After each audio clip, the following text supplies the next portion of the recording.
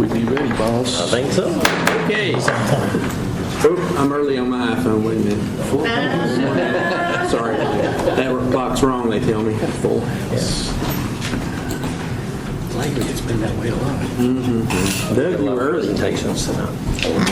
Yeah. Don't tell anybody. I won't. And please silence yourself, folks. Mercy.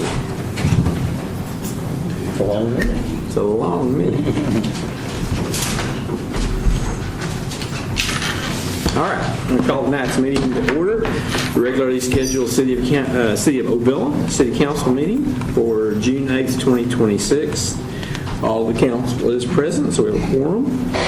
Begin all our meetings with an invocation and pledges to the flags. Tonight, Councilman Griffin will lead us in the invocation, and Council Member Youngman will lead us in the pledges. Please stand. Let's pray. Father in heaven, first, as we always do, we give all honor, glory, and praise to you, Father. We thank you for this evening and the opportunity to gather together to conduct the business of the city. Lead, guide, and direct our hearts, Father, that we may do the right things for all the citizens of Ovilla, the town we love so much. And Father, we ask you to continue to protect our first responders and our men and women serving in the U.S. military on the Wall of Freedom, especially those in distant lands at this time. Father, again, we thank you for all the blessings you bestow upon us each day in life. We thank you for all these things. In your Son's name, Jesus, we pray. Amen. Amen. Please join me in honoring our state and our country. I pledge allegiance to the flag of the United States of America and to the republic for which it stands, one nation, under God, indivisible, with liberty and justice for all. Honor the Texas flag. I pledge allegiance to thee, Texas, one state under God, one and indivisible.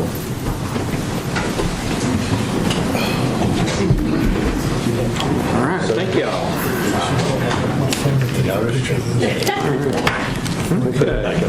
This is great. Move on to announcements, commendations, and proclamations. We have 3 proclamations tonight. They're first on the list. And our first proclamation is honoring a very thoughtful person, I will say, that I really enjoyed working with. Her name is Barbara Ann Turner. She recently passed away. She was on our EDC for many years, and everybody I know really respected her and loved working with her. So I'd like to read this on her behalf and for her family. It says, whereas on behalf of the City of Ovilla, I wish to record our sorrow over the passing of Mrs. Barbara Turner on May 10th, 2026.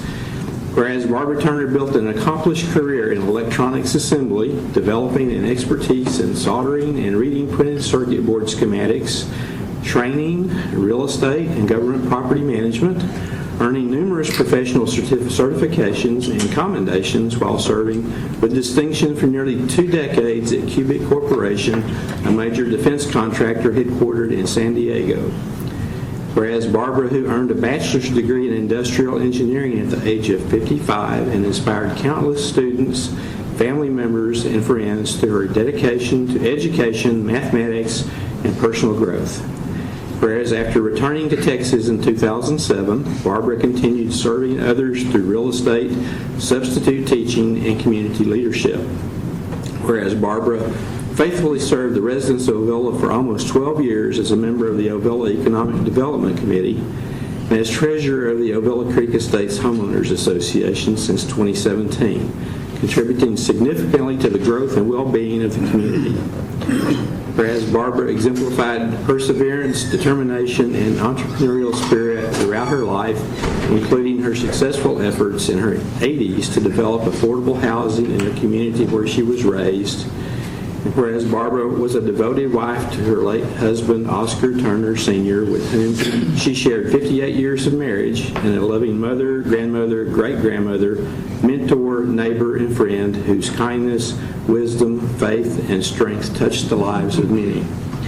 Whereas Barbara Ann Turner departed this life at the age of 85, leaving behind a lasting legacy of service, faith, resilience, and dedication to family and community.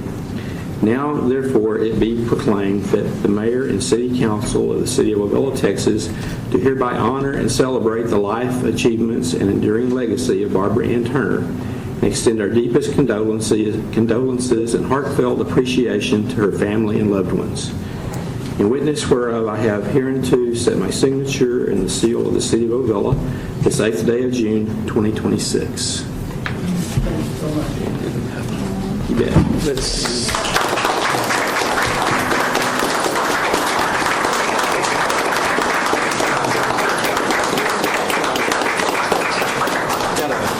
We can,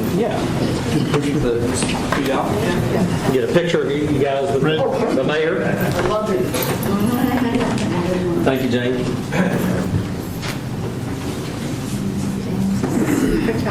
Yeah. Sideways and up and down both.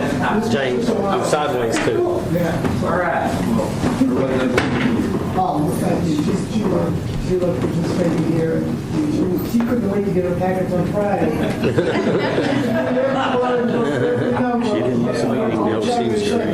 I guarantee I know she had read it. Yeah, she did. Thank y'all for being here. Thank you so much. When she first signed up, I sure met her. I said, would you start? Thank you for sharing. She said, sure would. I didn't know all this stuff about it. Oh, yeah. You know. Brilliant.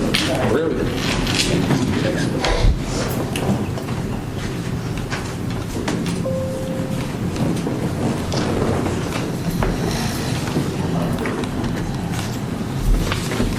Okay. All right, our second proclamation is proclamation recognizing Ellis County Emergency Services District Number 2. And whereas the City of Ovilla is committed to protecting the health, safety, and welfare of its citizens through exceptional fire protection and emergency medical services, and whereas Ellis County Emergency Services District Number 2 has demonstrated extraordinary leadership, partnership, and dedication in supporting emergency services within the City of Ovilla and throughout the Emergency Services District. Whereas through its substantial financial support and investment, Ellis County Emergency Services District Number 2 has helped make possible the establishment and expansion of a full-time fire and EMS service for the community. Whereas the district has generously invested in a broad range of critical public safety initiatives, including operational support, apparatus and fleet enhancements, station and facility improvements, emergency and medical equipment, employee training and professional development, and numerous other advancements that have strengthened the city's emergency response capabilities. Whereas the partnership, vision, and continued commitment demonstrated by Ellis County Emergency Services District Number 2 have had a lasting and meaningful impact on the safety, preparedness, and future well-being of the Ovilla community. Whereas the Mayor and City Council of the City of Ovilla desire to publicly recognize and express sincere appreciation for the exceptional partnership, support, and service provided by Ellis County Emergency Services District Number 2. Now, therefore, it be proclaimed by the Mayor and City Council of the City of Ovilla, Texas, that the City of Ovilla hereby extends its deepest gratitude and appreciation to Ellis County Emergency Services District Number 2 for its unwavering dedication, extraordinary generosity, and continued commitment to strengthening public safety and emergency services for the citizens of Ovilla and the surrounding community. In witness whereof I have hereunto set my signature and the seal of the City of Ovilla this 8th day of June, 2026. And we have a plaque here. Let me read what's on the plaque as well. It says the City of Ovilla expresses its deepest appreciation to Ellis County Emergency Services District Number 2. Members of the board of the district are Tim Raven, Bill Holmes, Dorinda Sims, Ronnie Russell, John Benford, and Tom Manning. Your generous support has strengthened fire and EMS services, enhanced emergency response capabilities, and improved the safety and well-being of our community. Thank you for your outstanding partnership and unwavering commitment to the citizens of Ovilla. Ovilla Mayor and City Council, June 8th, 2026. So if we could we, and we have a lot of members of the district here, could y'all come up and we'll take some pictures will all these things. And Chief? All right. Chief, you got to get in that picture too. David. We'll stay right here. Hey, James, get some water. Oh, I'm sorry. One hold the proclamation, one hold the proclamation.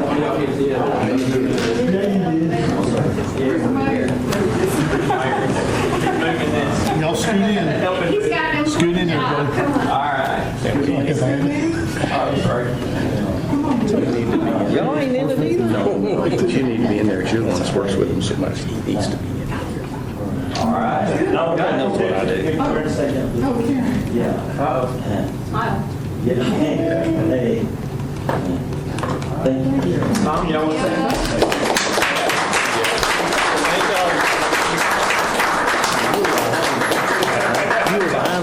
It's been a partnership between us and the city. So if the city didn't, we had some ideas and they said, yeah, let's do it. And without them, we couldn't have done it. So, I've said it, everybody on this council, and especially David and his staff, that made this possible, along with the support of the council. So we thank you. And the two people that can't be here, one is at the city council in Red Oak, he works for the city. And then Tim is at camp. So. All right. Thank you for trying to get that back. Thank y'all. Thank you so much. Really appreciate it. Thank you, sir. Push that thing back over. Thanks, Ronnie. There you go. Oh, you're good? Okay. Guys are working. This is a community. Thank you all. It's a community-involved town. That's right. Appreciate y'all. All right. Okay. There's the container for that one. Okay. All right, last proclamation, and this was written and read a couple of weeks ago out here actually at the pavilion in the park when Vertical Church had their Sunday service there in honor of the Day of Prayer, recognizing the National Weekly Prayer Initiative, the 250th anniversary of the United States. And so this was a proclamation that we put together and read in support of that. It says, whereas the United States of America will commemorate the 250th anniversary of the founding in 2026, making a significant milestone in our nation's history. Whereas throughout the history of the United States, citizens have turned to God, the God of the universe, with prayer in times of need, protection, thanksgiving, and reflection. Whereas a national emphasis on prayer and reflection has been encouraged in anticipation of this historic occasion. Whereas the city of Ovilla traces its origins to 1844 and developed as settlers gathered for worship following the establishment of the Shiloh Cumberland Presbyterian Church in 1847, where early meetings were held in simple brush arbors.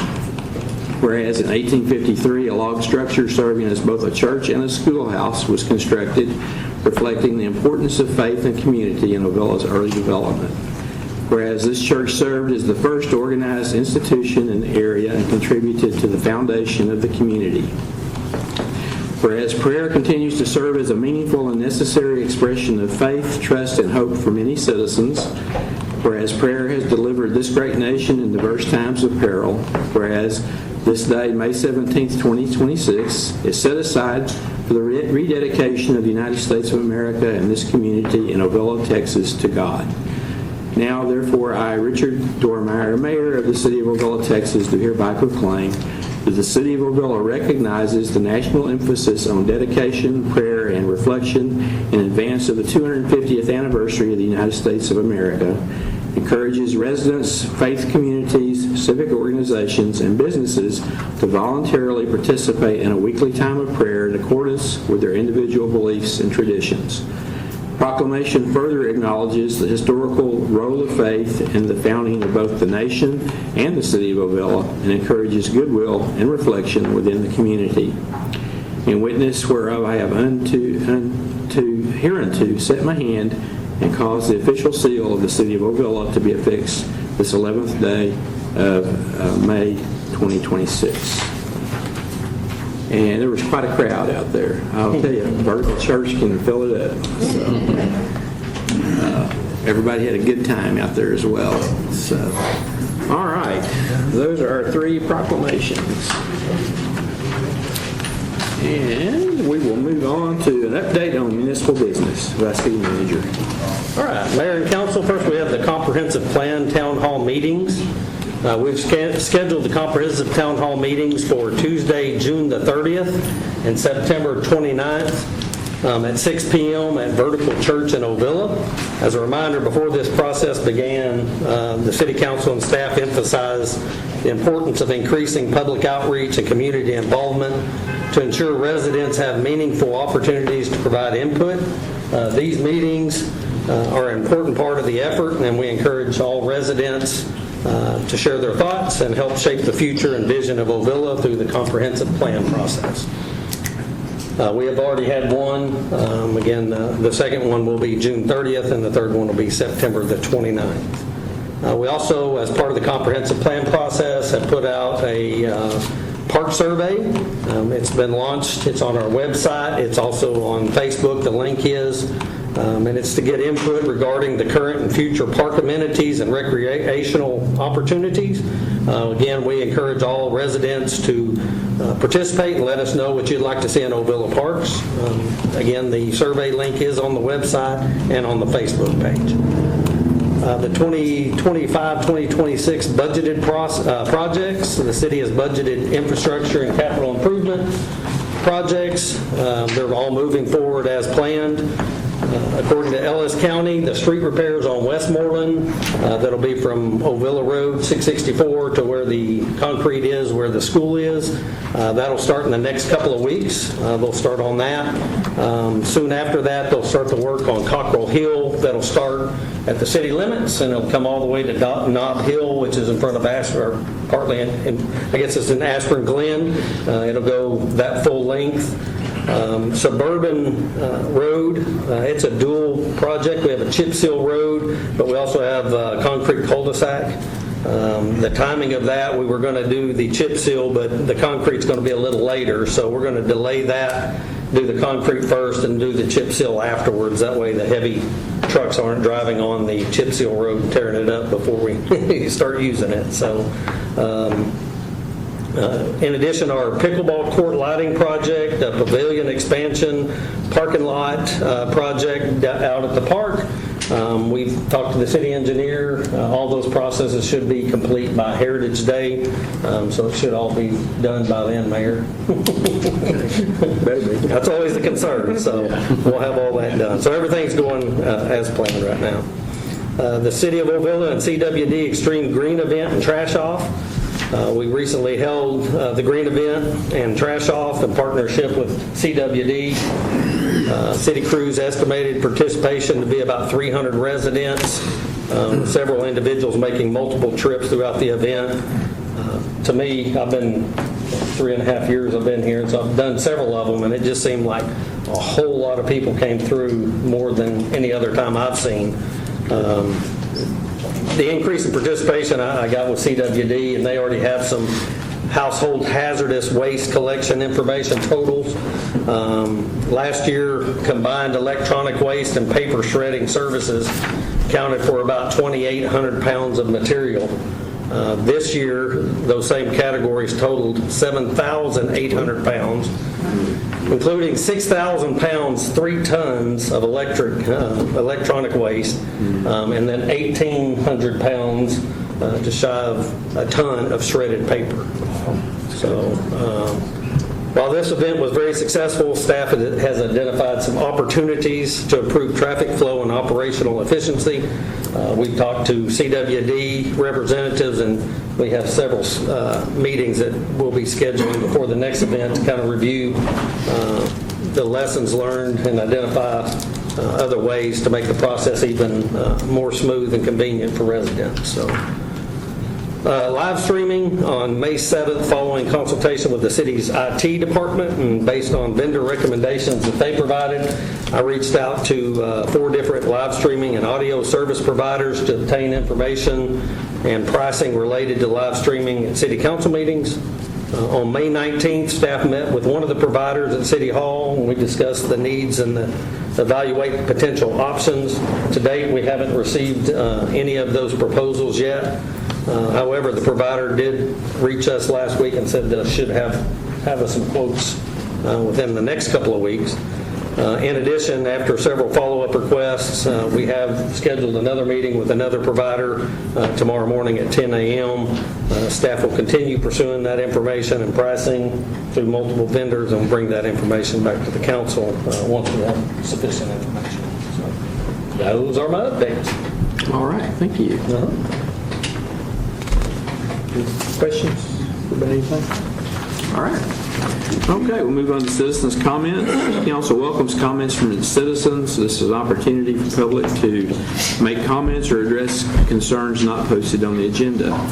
Please note, pursuant to the Texas Open Meetings Act, the City Council may not address or converse with you regarding a non-agenda item. Public comment period will only allow members of the public to present ideas and information to city officials and staff. Inquiries regarding matters not listed on the agenda may be referred to staff for research. Each person is allowed a maximum of 3 minutes to comment on any particular subject. All persons desiring to make comments under this section must turn in a request to speak on a form prior to council meeting, identifying themselves and the topic they desire to address. Tonight we have 2 folks who've signed up. The first is Dorinda Sims. Would you state your name and address, please? Dorinda Sims, 3790 Bryson Lane, Midlothian. Hello, council. Good to see you. Mine will be brief. I just want to say thank you to everybody who voted in the primary and in the primary runoff. In Precinct 1055, which is who I'm precinct chair for, and that is Ovilla, we had a 24% registered voter turnout in the primary, which is one of the highest in the county. So I want to thank you so much for everything you did to promote that. And let's keep doing it. We have a hiatus from elections for a while, and I know everybody's election time. Our next election is the general election in the fall, and early voting starts October 19th through the 30th, and then election day is November 3rd. So I hope you'll all turn out for that. That's all I have. Thank you so much. Thank you. Thanks for your support. All right. Tana.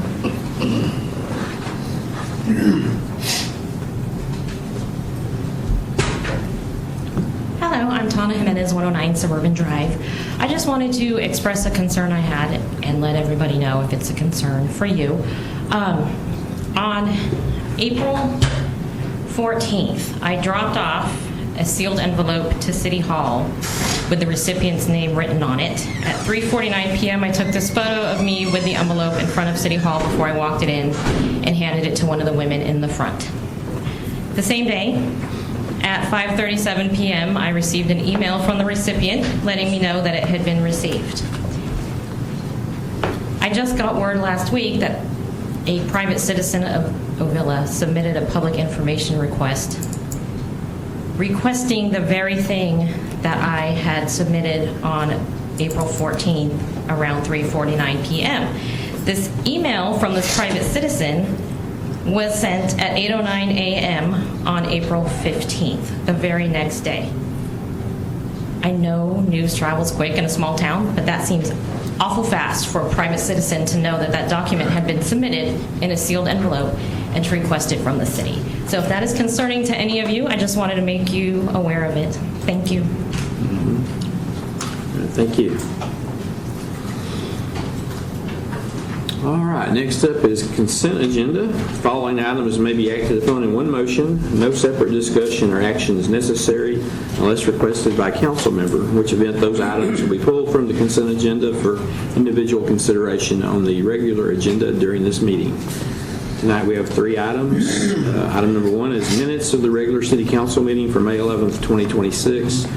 The second is financial transactions over $5,000. And the third is accepting the resignation of Michael Aguilard from the Ovilla Board of Adjustments.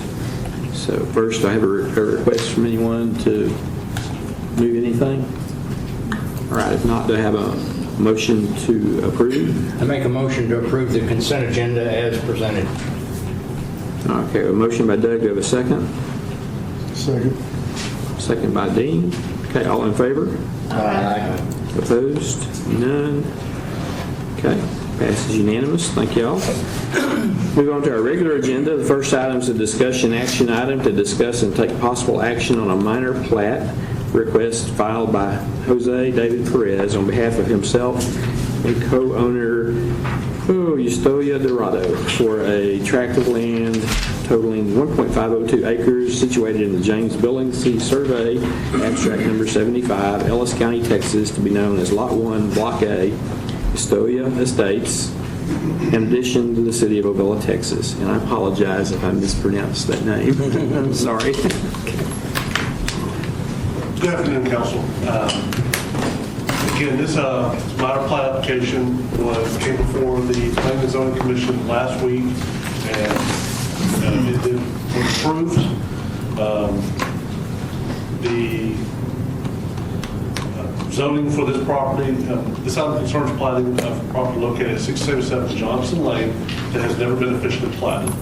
The property is located in the RE single-family residential district requiring a minimum of 1 acre, 43,500 square feet. The property with its current dimensions and boundaries was rezoned to RE single-family residential in ordinance number 2018-08. The lot meets the district's minimum area requirements and has access to existing utilities and improved street frontage. The plat has been reviewed by city staff and city engineer. All aspects of the plat are compliant with the Texas Local Government Code and the City of Ovilla Code of Ordinances. As previously stated, it was previously approved by the Planning and Zoning Commission on Monday, June 3rd, 2026. The Commission unanimously approved the minor plat and recommends council approval as well. If any questions, you go ahead. Council, do you have any questions? No. All right, thank you. All right, is there any discussion? All right, if not, do I have a motion? I move to approve the minor plat as presented. Second. Okay, motion to approve by Kimberly, second by Doug. Any discussion? If not, all in favor? Aye. Opposed? None. Passes unanimous. Thank you all. Item number 2 is a discussion items to receive a presentation by Oak Hill Investment Group and Ladera Living 55+ communities regarding a concept plan for proposed development in the city of Ovilla to receive feedback and general direction regarding the concept.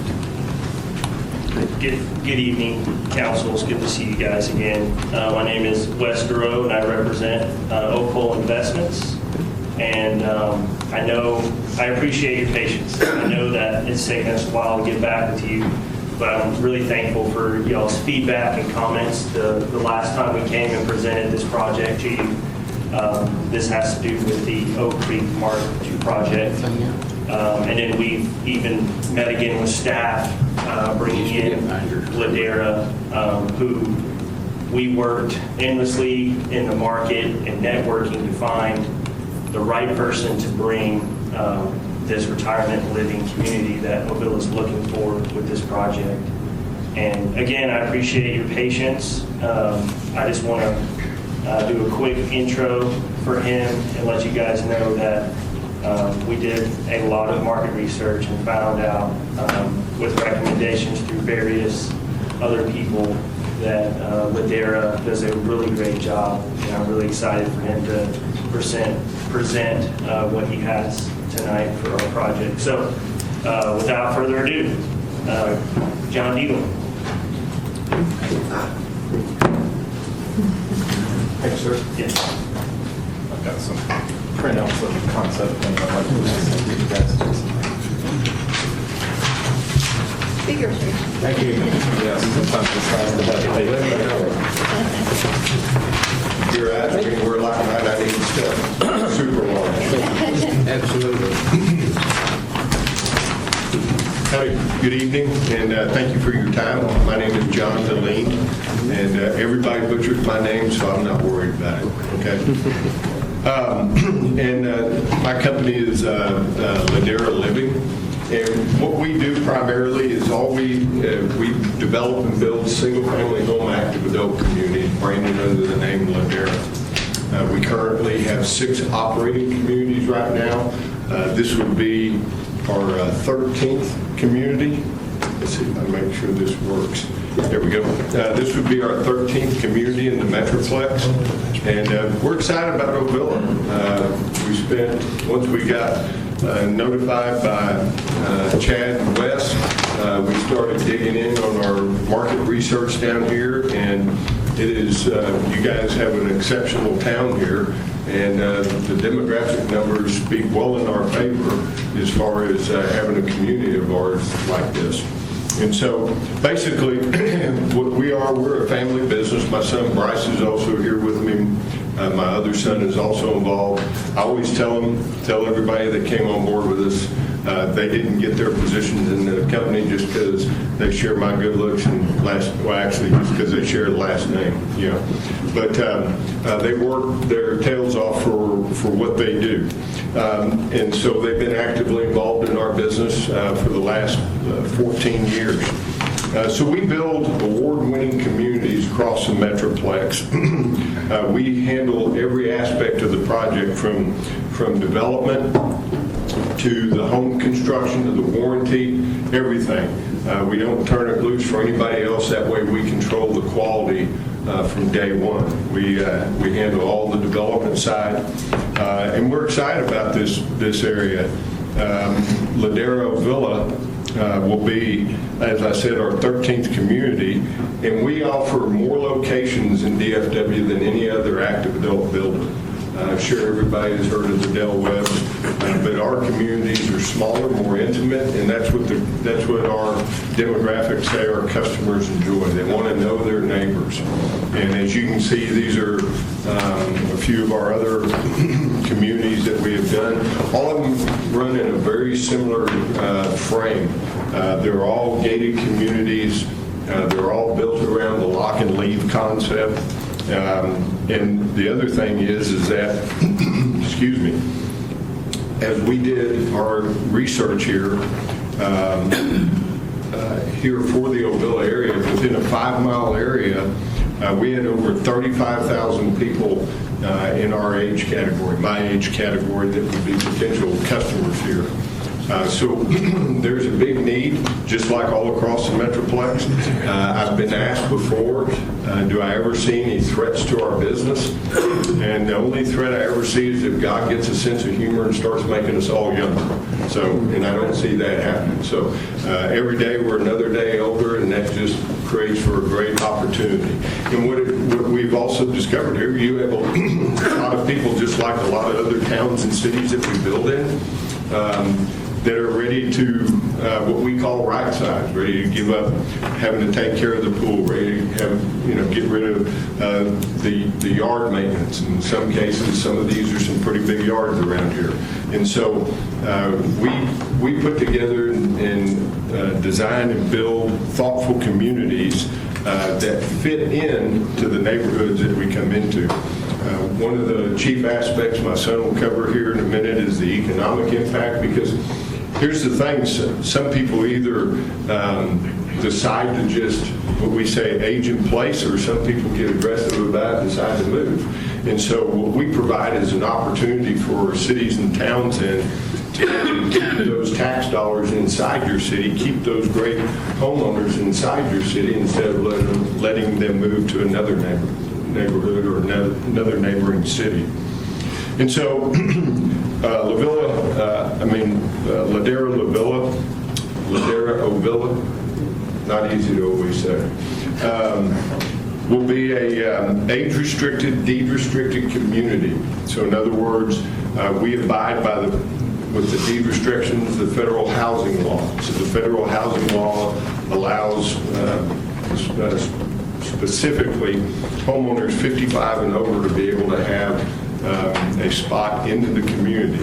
As long as 80% of our census is over 55, we can let people in younger than 55 as long as they have no kids living with them full-time. So this will be a deed-restricted, age-restricted community, gated, approximately 199 single-family homes. And we'll let me jump slides here. There we go. And we gave you the larger one because you can see that small. We will invest approximately $2 million in the amenities into this, into our, what we call the hub, our amenity center. You'll see some slides of examples of that in a minute. We have generally always put in a resort-style pool, pickleball. I heard somebody mention pickleball lighting earlier. We've been aggressive with pickleball since 2015 in our second community. When we put it in, nobody really knew who it was, and everybody griped about the noise. Then they started having fun playing with it, and they quit griping about the noise. Go figure. So we always put in pickleball courts. This will have 2 pickleball courts. It'll have a small event lawn, arbor area for grilling. It'll have chill zones and over 1.5 miles of walking trails inside the gated community, just the one that's along the perimeter. So as you can see, we are proposing is to be able to develop a community there along Ovilla Road with 2 entrances onto it that allow traffic flow in and out off of Ovilla Road. So when we design and plan our communities, we do a thoughtful design. We don't just say, here, how do we do it? And I will promise you this, by the time we come back, if we get the consensus that you guys would like to see us move forward with this won't be the final design of the community. We will still be massaging it along the way. But we always blend in aesthetics with functionality. We're excited about this because of the floodplain area. We know it'll make some great home site lots that people will enjoy. We also offer homes will be from the upper 3s to over 600,000. So we try to maintain a great affordability factor. And by doing that, this will also be a condominium community. So essentially, this will be one lot with the 199 homes on it. And we do a condominium community for multiple reasons. One, it allows us a greater density. People that live in our communities don't need a single-family home platted lot. They don't want a big backyard. I always love talking about it. Our census in our communities is 1.64 people per home. Our car census is 1.46 cars per home, and our dog census is almost 1 per home. So everybody has a dog, and they want a little place for it to be able to run outside, and then a small area then to be able to entertain friends with. So we utilize the density then as a way to be able to keep things affordable. As we keep track of all of our demographics and have since we started our first community in 2012. 40% of our homeowners have always been single, widower, divorcee. And because of that, we've always focused on the affordability. We already know we can't be everything to everybody, but we also know that if we can make that funnel large enough, then we can serve a better swath of the community that we're in. And so we watched that number go down a little bit during the COVID run-up, and so we thoughtfully designed some additional homes that were a little bit smaller, so that we could get that affordability factor back into the correct range. And so here's the big thing: what people in our communities want, they want lifestyle. We make a joke about it, that when people come in the door, they're coming in to check out our lifestyle, and they happen to pick up a house on the way out the door. And so we're all about it. We have an entire manual that helps communities get rolling with their social committees, everything. And so I was at our community in Ovilla Park recently, showing the community to some other developers. And I looked at their social calendar on the wall, and I was out of breath, okay? There was not just one activity every day. There were multiple activities every day. And so our communities are vibrant because people make great friends. Because here's what happens that we've discovered across the Metroplex is that people are living in their homes longer in some cases because they really don't have a place to go, but yet some of the houses turn over and they really don't know their neighbors anymore because the ones that come in are younger, have kids, and they're really not of the same age category anymore, and so they're doing different things. And so what our communities do is bring everybody together like that, where you're going to have people of like age category, like mindset, that are going to have a good time together and have a lot of fun. So we get excited about that. So our communities, as I said, they're basically a lock and leave community. They're low impact. Again, as I said, 1.64 people per house, 1.46 people or cars per house. What's great is everybody always worries about traffic, and see, we're the adverse to traffic. Because when people are getting out in the morning and beating it on the streets to get to work, our people are on their second, third, fourth cup of coffee or more and waiting for traffic to die down. And then in the evenings, when everybody's beating it to get back in, our people are already at home having a glass of wine, a cold beer, or an iced tea. And they're looking for their friends around there to start gathering and doing things with. So we will not be an impact to your traffic, but will be a positive impact. Our people always have disposable income, and they love investing back in the communities that they live in. They'll be great partners with your town. Because of the way it's a condominium community, it gives us more restrictions. Condominium communities are governed more strictly in the state of Texas than HOA. It gives us more governance over architectural standards, the whole 9 yards. What happens even once people move in? What happens also with our communities then is on a monthly basis, the grounds crews come in weekly and they maintain from one end to the other of the community. Since these aren't platted lots, there's no arguing about who gets to take care of the backyard. Because in a platted lot subdivision, if somebody's maintained the front, then they got to figure out who's going to maintain the back. Because it's a condo community, it's all open. They come in and the grounds people are able to come in and take care of the community, and they always look great. So I'm going to turn this over to my son for a second, and he's going to run through some of the economic values, and then we'll wrap it up for y'all. Good evening, everyone. I just wanted to say thank you also for your time and hearing us out this evening. We're a guest in your house, and we just really appreciate the opportunity to be able to share what we love to do. Let's see. We've already got the slide there. I don't have to figure out how to look at this thing. Okay, so this slide right here just gives you a great visual of the economic impact. And that's always so fun to talk about for me, because I love to see, if we're a partner in a community, what can we bring to the community that helps to benefit them as well for their goals. So this shows it's a model based upon 200 homes. So there's a tax value per home, $545,000, and you work through the numbers, and then you basically end up with a total net taxable value increase of $75 million to the area with this project. Now we take it a step further and we break that down. This is the table with the orange at the bottom. So you have the Ellis ESD, that's the Emergency Service District. So you can see the increase in revenue impact for that line item is the $75,000. And then the estimated impact for the county is the $205,000. And then the Ellis County lateral road at $13,000, City of Ovilla $462,000, and the Red Oak ISD, so contributing to the school system, almost $800,000.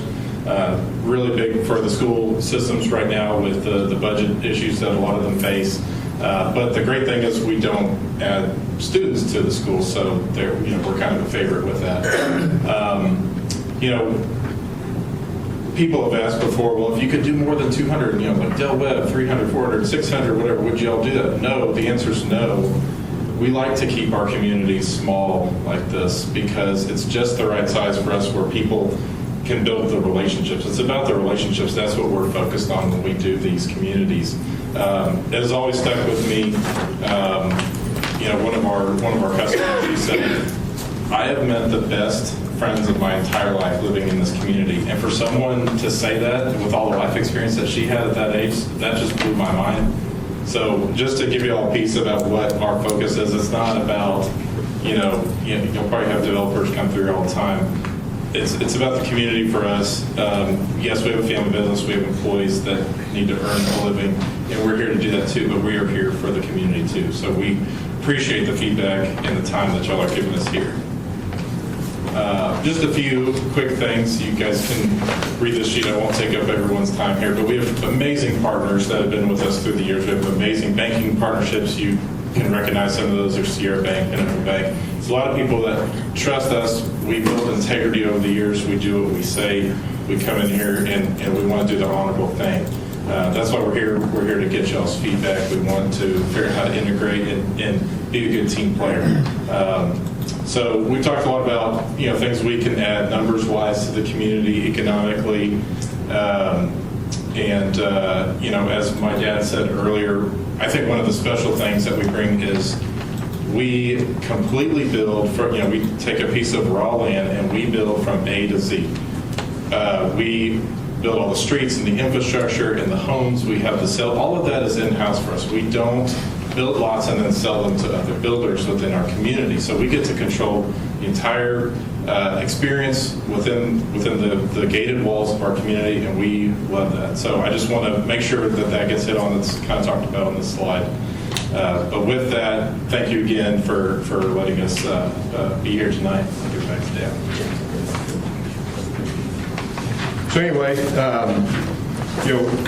one of the greatest aspects that I enjoy about what we do is that when we put our best foot forward like we always do with every city or town that we're in, the best accolades we get is when we fulfill what we're going to do and the town or city says, man, we'd love for you to do another project.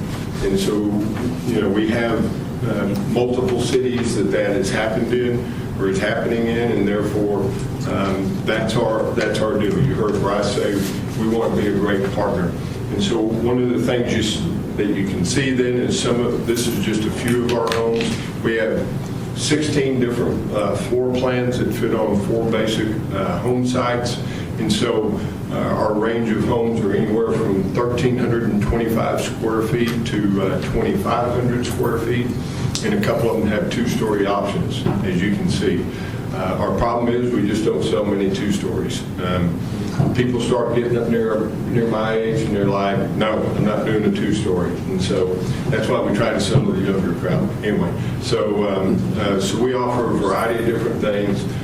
Each one of our homes comes with 4 to 5 different elevations. We control the monotony from the standpoint because our on-site salespeople and our purchasing team back at our headquarters make sure that no homes, even though we have multiple of the same floor plan, no homes are going to be by each other, are going to have the same look to them, same brick and stone, anything like that. That's important to us. I started in 1985. I was 2. All right, some of y'all didn't believe it, but anyway, I started building my first custom homes in 1985. So I've tried to carry a lot of that tradition into what we do with this so that our homeowners feel like they're getting a cut above. This is one of our, we call the hub in Tobola Park. You can see the quality that we do. You can see the amenities to the outside of it.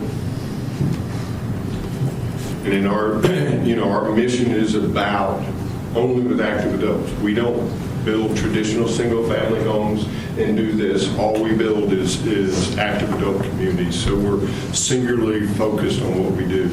So I know this is not a voting meeting for zoning or any kind of approval like that.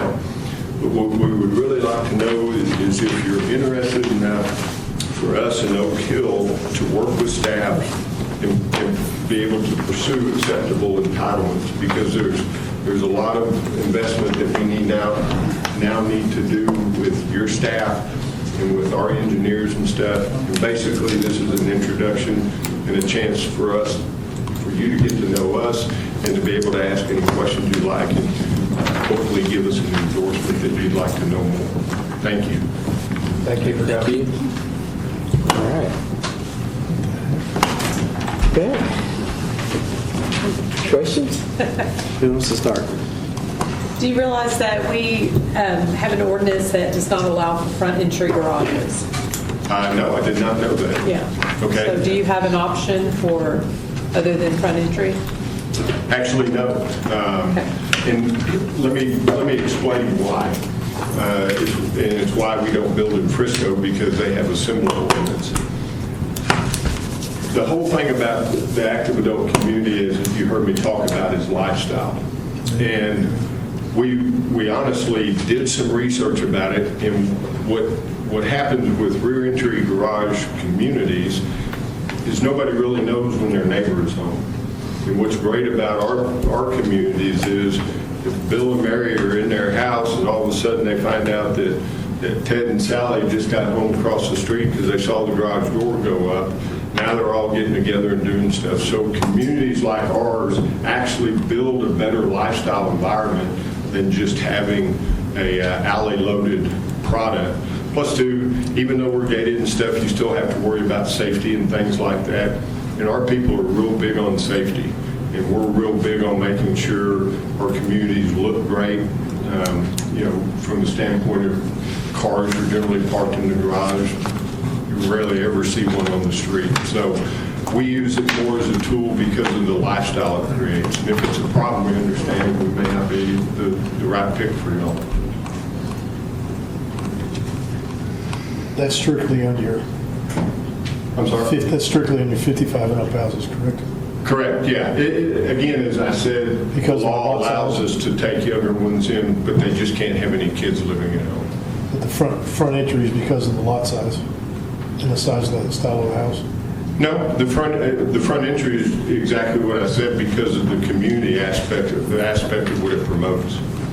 Well, let me clarify. So this presentation is just about what's here in green, right? Not Yes, sir. not the rest That of is it. correct. That's all the rest of it that Oak Hole will do. Ours is just for our portion of it, for the active adult in green. Thank you, Mayor. But Oak Hill can answer any other questions, right? Yes. Based on the Yes, concept? I can if y'all have questions about the single family. Yes, sir. Yeah. Do you think you'll be able to get a light at your exit on 664? I believe so, yes. There's not. Yeah, we've had a hard time just getting median brakes so we can make a U-turn on. Well, the main entry is lined up on a medium brake. Yeah. Okay, it is. There is one there? Okay. Yes, sir. I don't think we'll need a light, but it's Okay, lined up. that's where the dentist office is. Yes, sir. correct? Okay. All right, good. And then the other one would be just a right in, right out only. It would not require a medium brake. On one of your original drawings that came before us before, there was a strip up front along Ovilla Road that had some commercial property there, where eventually we could have some commercial businesses, strip centers or something along there. Is that, this takes that out, correct? The way we have this planned right now, it does. We'd be open to it. We used to do a lot of commercial development. We've developed a lot of downtown Roanoke, still have some of the land there. And given that this is a mid-block area, it's not an ideal place for commercial development. And so we ran into this exact same issue up in Wiley on our community that we just opened up there. It had a strip that they wanted to be able to use for commercial. But as we began to talk and actually give them feedback and let them talk with commercial brokers, they began to find out it was going to take a long time for it to get developed and or leased out, and therefore the tax benefits of it and I'll be happy to provide to you what it would show, but the tax benefits for the city are actually greater to have the single-family homes in there than mid-block commercial like that. And if I'm bursting somebody's bubble, I apologize, but I'd rather get the truth out than not get the truth out. No, I'd love to see some numbers on Sure. that. I've had just last week 3 people call me asking me, are there any offices available in Ovilla? One was an attorney, and then a doctor, and a couple other people. Anyway, they were calling me last week and saying, David, do you know where any office space is? And I said, the only place I know of is maybe the dentist office out there.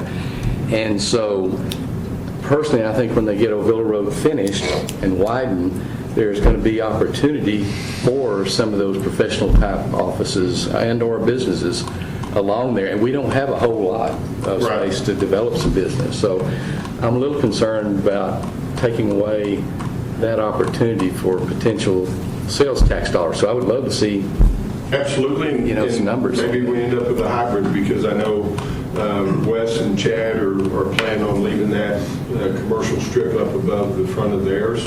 So maybe we could end up with a hybrid to it, or maybe we just have to pull back and leave it for commercial. We want it to be aesthetically pleasing and make for a great, great neighborhood. So happy to get that information. Okay, thank you.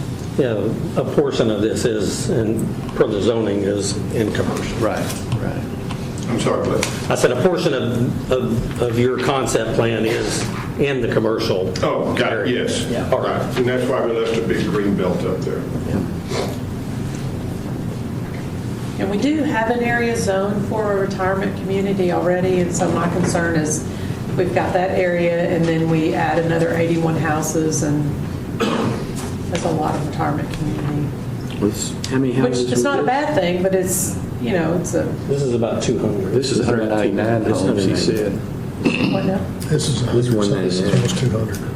Oh, his is 200? Yeah, this is, Yes. this is The other, Okay, so on that's- Hargrove's property, he had, what was it, Richard, 80? 81. 81. Yeah, 81 on Hargrove's this property. is the Well, 81. and remember, as I said, the demographic data within a 5-mile radius of here is 35,000 people that fit this category. So with this being a strategic location and on Ovilla Road, it will allow you to pull some people probably out of other people's cities and capture those tax dollars. Yeah, I guess I'll just throw it out here. We zoned this other one years ago, maybe 10 years ago. Maybe more. We've seen nothing. We're told he can't develop it. Can't find anybody to develop it. So, give me a line. I That's looked what at we've it. been told. Did you? It wouldn't fit our homes. Okay. We'd have to do some major changes. Okay. And overwhelmingly, just to be transparent, our citizens don't want high-density housing. And they tell us that on every, any kind of survey that we give, people that we talk to when we're running for election, they don't want high-density housing, they don't want high-density housing, that's what they tell us. And so that's where my concern comes in. Sure. And every city I'm in tells the exact same thing until you get to this category.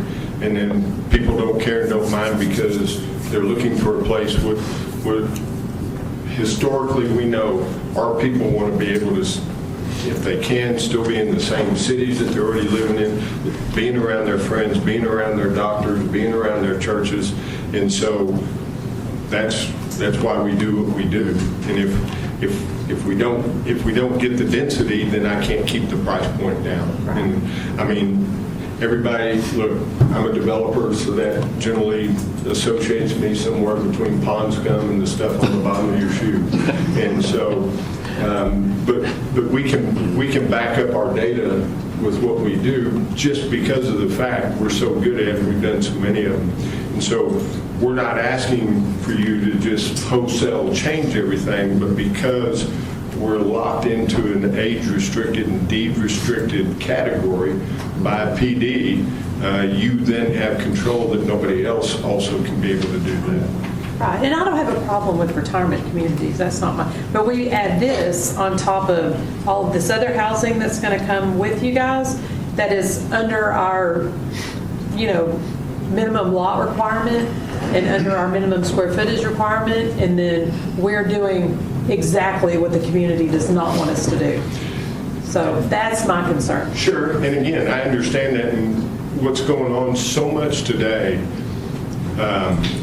So if I can offer you some help in, from your leadership position of how to be able to combat some of that is, as I've already stated, I've done this a long time, and with the exception of a recession, which nobody ever wants to hear that word, I've never seen prices go down. And so the challenge you got today is everything is going up. Materials, land, everything. And therefore, the only way to be able to combat rising prices and not make the land more developable is to add some density in it so that you can keep the cost down. And again, sometimes people just don't want to hear it, and the truth sometimes stings.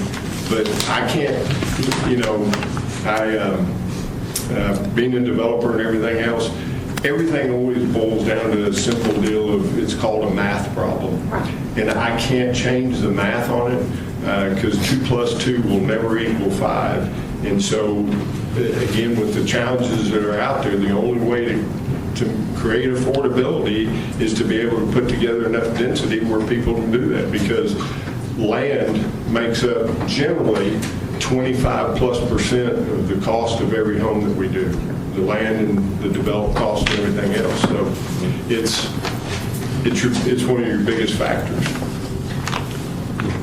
So this says 5 houses are per acre, so is that about 8,700 square feet lots? They generally average about 5,000 feet. They generally average somewhere in the range, because again, we have 4 different sizes. They're listed on there. Well, it's hard to see from there, but they're listed on there. 35 foot wide is our narrowest house that sits on basically what would be similar to a 40-foot lot. Then our average homes are 42 foot wide. They would sit on a 50-foot lot. Then we have our 64-foot or 54-foot wide homes. They would sit on a 62-foot wide lot, and then our 64-foot wide homes that would be on a 72-foot wide lot. So we offer, that's the other thing is, as you can see, our communities, we really control our houses so that when you drive down the street in our communities, it doesn't look like a bunch of row houses. And again, like I said, we didn't have time to play with this, but there'll be some curvature in some of these streets and things like that that will really cause us to be a great looking community down here. And from what your paper says, you did get, Glen Heights will provide water and sewer for your development? That's stuff that we have to work out with your staff. Well, that's the other city, not us. Well, that's their CCN. So. Pardon me? It's their CCN. So Yes, sir. they provide the service, yeah. So are they good? Have you run it I by don't think them? they were good. That's not what I heard. Those are things that we'll work with your staff and everybody on. All right, we have history here. With water rights, right? With water. Water rights. In Heights. I understand. It's not good. I like the, I had to do this in another community. I like the idea of the retirement community. I think it's needed. I talk to people all the time who say, I wish we had something like this so they didn't have to move out of Ovilla, move to Waxahachie or Midlothian. But I think we have to look at the whole development, not just this. We got the other homes being developed by Opal, and I think we have to look at the project as a whole. We can't just look at the retirement part of it.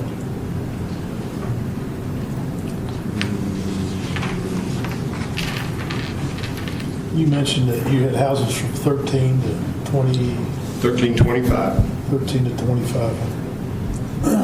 All of these houses, would they all be 22 to 2,500, or would you actually put some of the smaller, want to put some of the Oh, smaller? no, sure, there'll be a mix. As you can see from this, we'll have probably about a 16 to 18% mix of the smaller homes, which helps us absorb part of that 40% of being widower, divorcee. So probably the average square foot in here will be right at 2,000 square feet.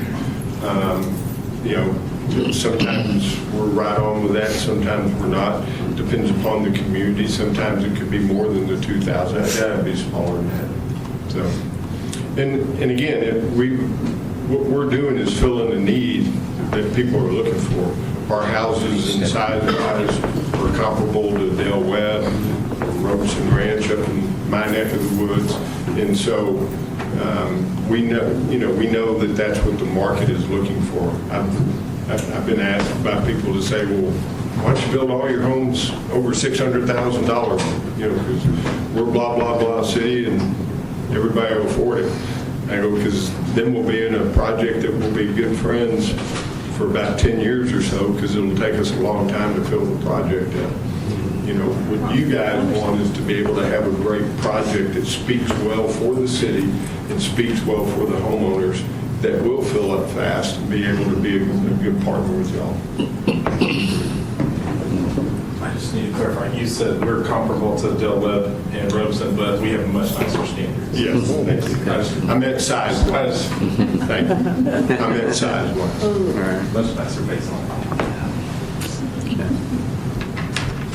Is there any possibility, when we passed this other planned development, it was like I said, it was going to be 80-something homes, which we know there is a need for a little gated retirement community, because I hear it all the time, like I think Doug or Sharon was just saying, people want to get off their big 1-acre lots, get into something smaller. But 200 homes it kind of goes against our density, what we're trying to keep in Ovilla. Is there any chance you could take a piece of land like this, cut it down some, and get us maybe 80 homes with a minimum square footage of, say, 2,000, 2,100 square feet? I don't know what your economics are, but that would be more in line of what we were looking at before that we felt like fit the community here. That's a tough one, I know. You can think on that if you want to. No, it's not tough, and I don't need time, because the one thing I'm not good at is mincing words.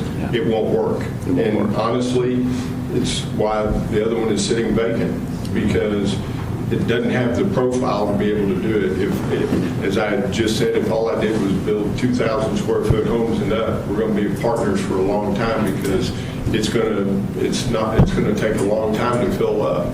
And me personally, I won't underwrite the risk on it, because every deal we do, I personally guarantee, both financially and then to the people that I make commitments to, and I can't make that work.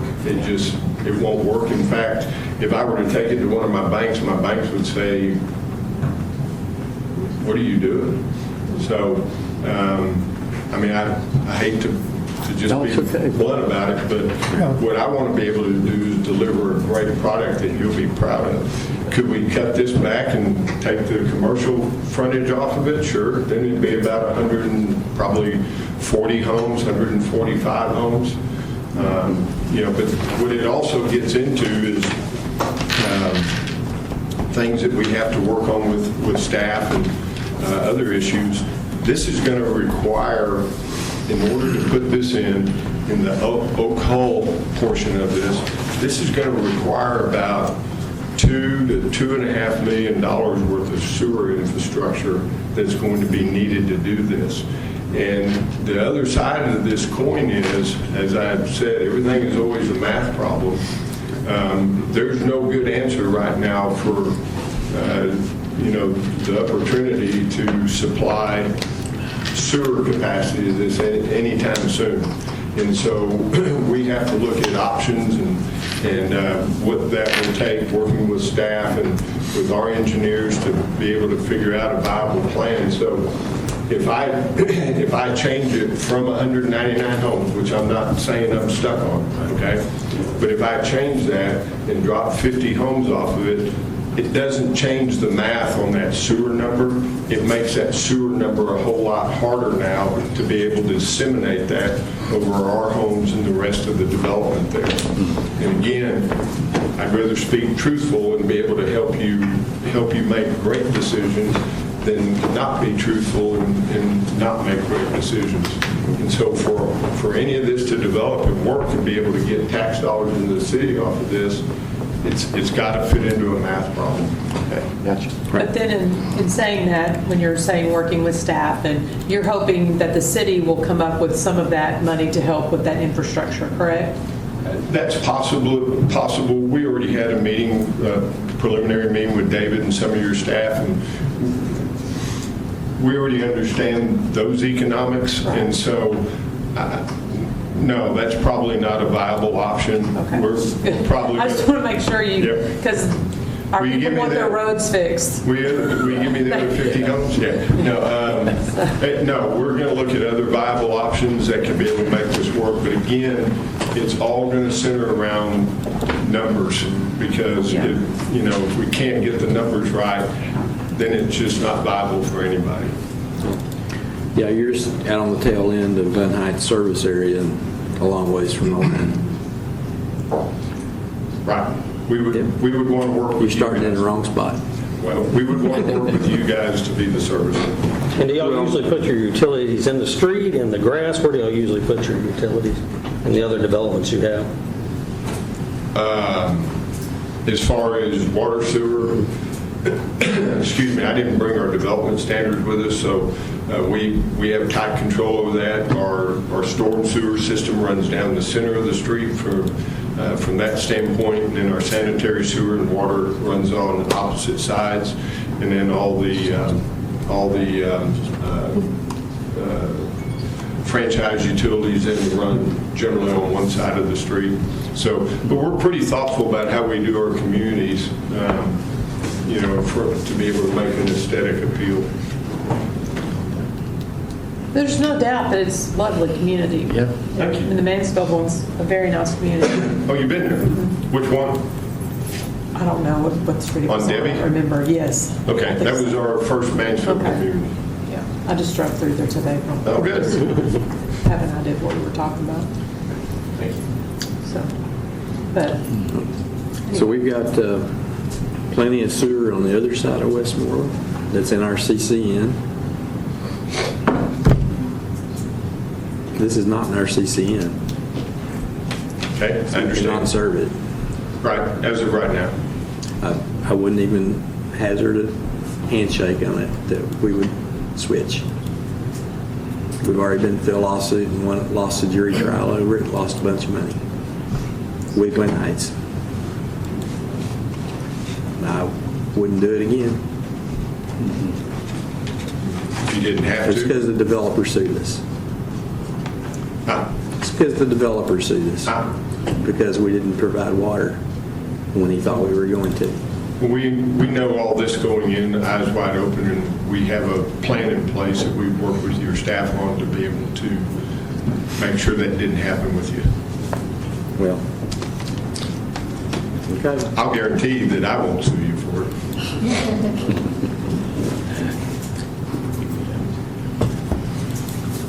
Now, to make that work, you'd have to probably have a lift station, correct? Yes, sir. That's one of the reasons the cost of the sewer is so high. And that's continued City of Ovilla maintenance then.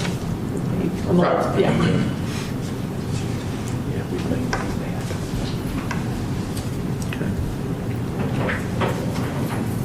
We're not asking for you to approve the community or anything else tonight. It's more about, would you like, is there enough interest on your side to be able to say, okay, because when I do this, we're going to expense some engineering dollars. They're not cheap. Right. And I don't mind doing it, but I would at least like to know that there's a plausible interest and that we can work through the issues And look, I understand one of the great things that I'm known for, I will walk and knock every door around us, explaining what we do and getting people to approve us. And every time I've done that, I overwhelmingly get support because they really understand what we're doing. On the Old Coal side of this, what size are these lots? Thanks for asking, David. R15, the 15,000 square foot, which is what we have shown previously. And the reason it's not R22 is to back up what John was talking about for profitability on his piece. We need the density with those R15s to get this to pencil. And I know, because I've got a home building background, the same size home that I put on R22, I can put on R15, and those R15s will be side entry. But once we do that, we set a precedent for every other developer that comes in that we're going to go smaller lots than what our ordinance is. Well, R15 is going to be the same as Ashburn Glen. No. it's not. Is it R22? Time out. This is zoned already, R22. Oh, so we'd have to change the zoning? Yes, sir. Okay, Yeah, gotcha. zoning. Gotcha. But R15 is that would be the size of the lots, correct, if we were to change zoning? These lots here go from roughly 35% of an acre up to almost 80% of an acre, which is what Ashburn Glen is. In the big area? Yes. Okay. Yeah, that's what I was thinking, same as Ashburn Glen.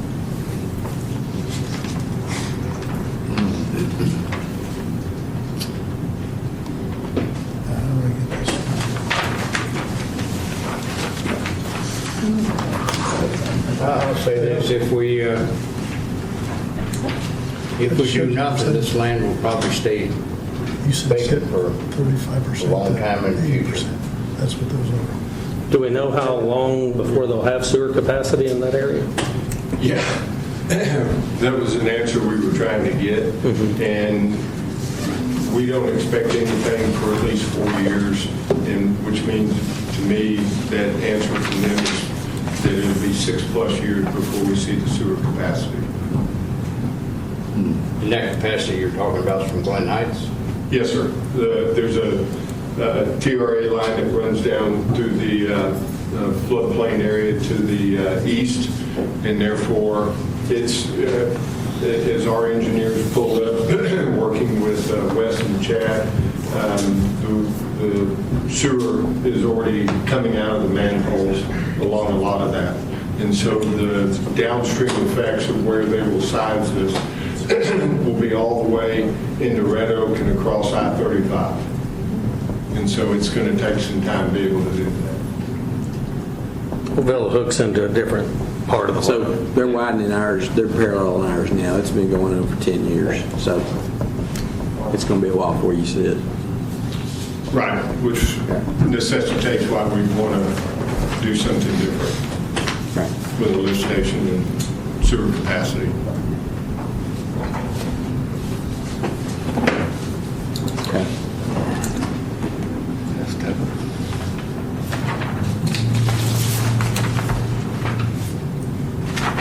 Well, you got comments? Feedback? Do you feel that's going to be an issue with these 55 and up, with the water and sewer on Glen Heights? Say it loud enough so everybody can hear. Do you feel, Richard, that these 55 and up homes with the water and sewer is going to be an issue with Glen Heights? Apparently right now. Yeah, they're saying they don't have sewer capacity for 4 to 6 years, so they're not going to be able to serve it. Which opens up, honestly, we had the same situation up in Wiley with Parker, and it opens up, excuse me, the PUC law, that if a city cannot, then we can go ahead, there's strategies that we can put in place to be able to make that work. Right. Well, so the first thing I want to hear is comments on if water and sewer was available there, or is anybody interested in this? Knowing that we've got one already that's zoned, that hasn't been built, that has sewer and water. 'Cause I don't know if sewer and water matters. His first question is, are we willing to downzone everything and get rid of the commercial to do this? No. And it's this whole piece. So what are our chances of getting any commercial in this area if we don't have the sewer option? Well, it's up to Glen Heights. They serve it. Well, as of right now, you won't get any because there's nobody that has sewer capacity. We'll be changing that. It has to come a long way up to get to the commercial spaces too. Right. Right. That's why cities generally develop from low to high, so they can get the developers to build it on the way. It's a fact. And I think what council needs to look at is we've had this other development that hasn't been developed for 10, 12 plus years. So we have the option to tell the people, the elderly people of Ovilla, we appreciate you living here, you're just going to have to move out. There's no place for you to go. Or, I mean, it's a toss-up either way. I'm not saying yes and no, I'm just saying we have to look at both sides of this. Yeah, because Minto Communities, I don't know if you're familiar with them. They're a national home building firm, and they purchased 5,500 acres on the west side of Waxahachie. And they're going to be building 14,000 homes in there, and they're predicting that there'll be 5,000 of them that'll be active adult, and they'll have homes in there smaller than ours. And so all I'm telling you is the truth, is that you'll either have a community here that will keep a lot of your people here, and you'll get to be the winner of it, or those that will want to move will go there, or maybe we'll be building in Goodland, down at the south of Mansfield, where 287 and 360 comes together. We'll have a community in there, or they may go there. But people will eventually get tired of where they're at, and they will move. I know this because this is what we do. And so I'm here to try to help offer you a solution that allows people to stay here. And it may not fit into your mindset of how the rest of the town, or how you want the town to be developed. But it would be better than watching those people move away also. I don't think it's just our mindset. I think it's what the community says to us. You know, I mean, bring yourself back. Sure. With just yourself and not this other development that's asking us to lower our lot sizes and asking us to lower our square footage and all of that, because as soon as we do that, then we are setting ourselves up to do it for every developer that wants to come out here. And overwhelmingly, our citizens like it here because we're not high density. They feel like they can breathe. We don't have a ton of traffic. And so that's why they move here. And so overwhelmingly, they tell us that. And so then we want to just go against it, you know, just because Waxahachie's building something, and just because Mansfield's building something, you know. I mean, but our retired people may move. Yes, they may. But then other families will move in, you know. And so, I mean, I love retired people. I'm fixing to be a retired person. So I'm saying, I'm not saying I don't want a retirement community. I'm just saying that, you know, we're lowering our standards and we're going higher density, and we're doing exactly what the residents tell us over and over again they don't want us to do. So that's my only, that's just. I think Kim makes a great point. It's a rock and hard place. The retirement community is, I think there's a big need for it. On the other hand, we have the other half of this development that is not as, it's not looked on as favorably. We generally like a little larger lots than that, and I guess if they both have to go together, it makes it a real tough call for us on the council to, and I wish there was other ways to, to do it. I don't know that there. Sure, because there is. If coming back to what you said, if we just show back up with just our piece, I wouldn't be back, only because of the fact I can't make $2.5 million worth of sewer work for us. So it's like everything else, it's a partnership. Sure. And every time there's a partnership, there's some great things, there's some not as great things, but in the end, it's a partnership where everybody wins. And so, Except the taxpayers that are having to pay part of the $2.5 million sewer. So. no, they wouldn't pay for it. Does Glen Heights have water there now? I'm sorry? Does Glen Heights have water I there? believe the water in this would be Ovilla water. No. It's their CCM. Oh, okay. Yeah, you're right. I'm sorry. I don't. There is some water there, but they don't have a line that can support it. So Okay, so you got to get water in sewer. right. This would be something we would get Ovilla to do the water and sewer. But no, your taxpayers would not pay for that sewer line.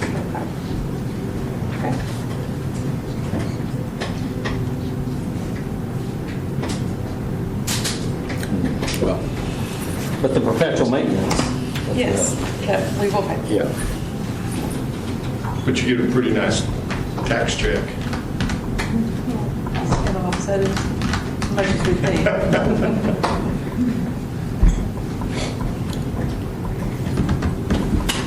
don't have any other questions. right. I've still got the issue with the one that we zoned. It's just sitting there. If it's not zoned correctly, maybe he should make a run at trying to fix it. I've looked at it, and it would be something.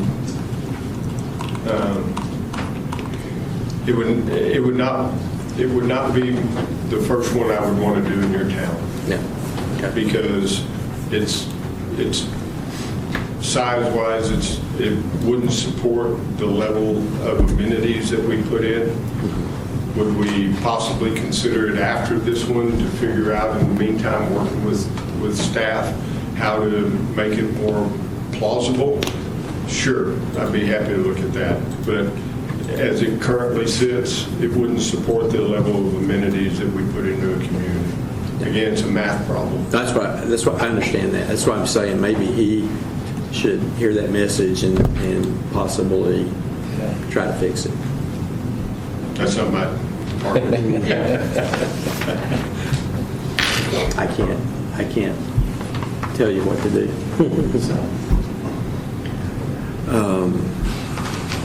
But I do know after the experience previously on water service and being sued and losing a couple $100,000 over it, I'm not interested in dealing with Glen Heights on anything. And that's okay. I can tell you that won't happen. Okay. There's water left to bad taste in my mouth. So it's just totally out of the blue. Total surprise. I understand. And they're not the ones that sued us. They're just the ones that didn't follow through with the agreement. I understand. And there's nobody there left there that even knows anything about it. So Good. Love a clean slate. so they're not going to know what you're talking about. How to reduce the size. Okay. Well, I like it. I just wish you were the first one here and that you were in our water and sewer area. If I can solve that problem, would that change your mind? Well, the senior living part, I don't know about the smaller lots. I do know that's not going to fly. Yeah. Well, I'm sorry for that. They're a good partner. I've seen what they do, and we don't have we got to. Oh, I mean, that's our standard. But we're trying to figure out how to get the sewer capacity, the dollars that's going to cost, how to be able to pay for that. Right. Yeah, I understand.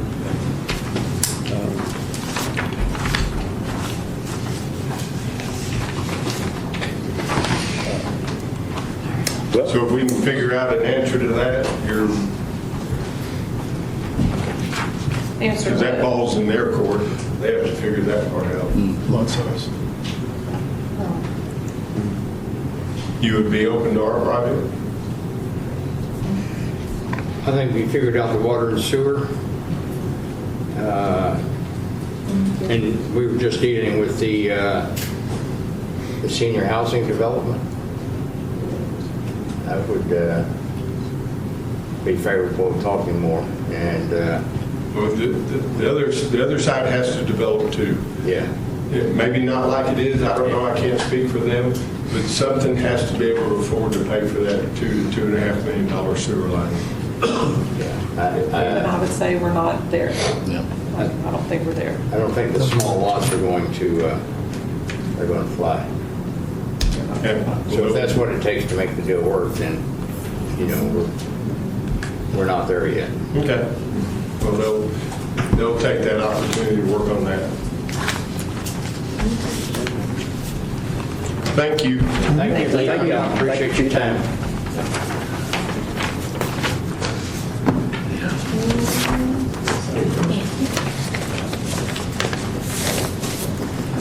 All right.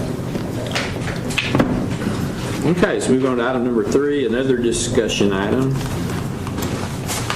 Here we're going to discuss platting requirements and procedures, possible revisions, and amendment or repeal of section 10.02060 plats, require an approval of the Code of Ordinances, City of Ovilla, Texas, adopted 2021. Mayor and council. We previously discussed this a couple of times, the platting requirements and procedures. As part of those discussions, we've expressed an interest in reviewing the current regulations to determine whether revisions are needed to better align with the city's development goals, streamline processes, and address concerns that have arisen since the adoption of the current ordinance. We have our city attorney here. She'll be here at the meeting to facilitate the discussion and provide legal guidance regarding the platting authority. As you know, you currently have an ordinance that says unless and until a plat or replat shall have been first approved in the manner provided herein, it shall be unlawful for any person, firm, corporation, or organization to construct or cause to be constructed any streets, utilities, buildings, or other improvements on any tract of land. The main portion of that. Turn it over to Judy. So the city attorney stands up and people leave.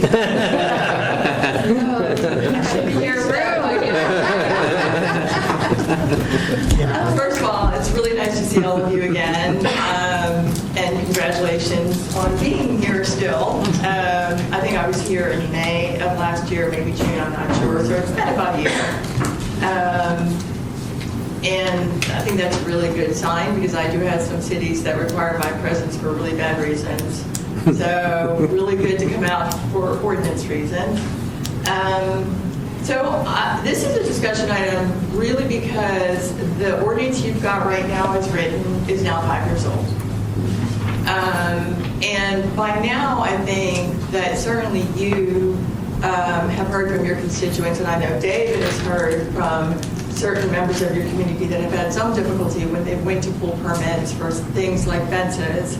That I think we've kind of assessed whether or not that this 2021 ordinance is easy to interpret, easy to enforce, and whether or not it's achieving the purpose that you set out. And I say you, I'm not sure who was here in 2021, it was before my firm's time, but you know, we're here now, 5 years down the road. My overall impression is that the verbiage is a little burdensome. So it is within your subdivision ordinance. So your legislative intent matched the local government chapter 212 intent of subdivisions and platting. So I think, you know, that it made sense to some degree then. But because of that verbiage, any permit, it's creating a little bit of a difficulty. So I'm here to listen to what it is that you think is working and is not working.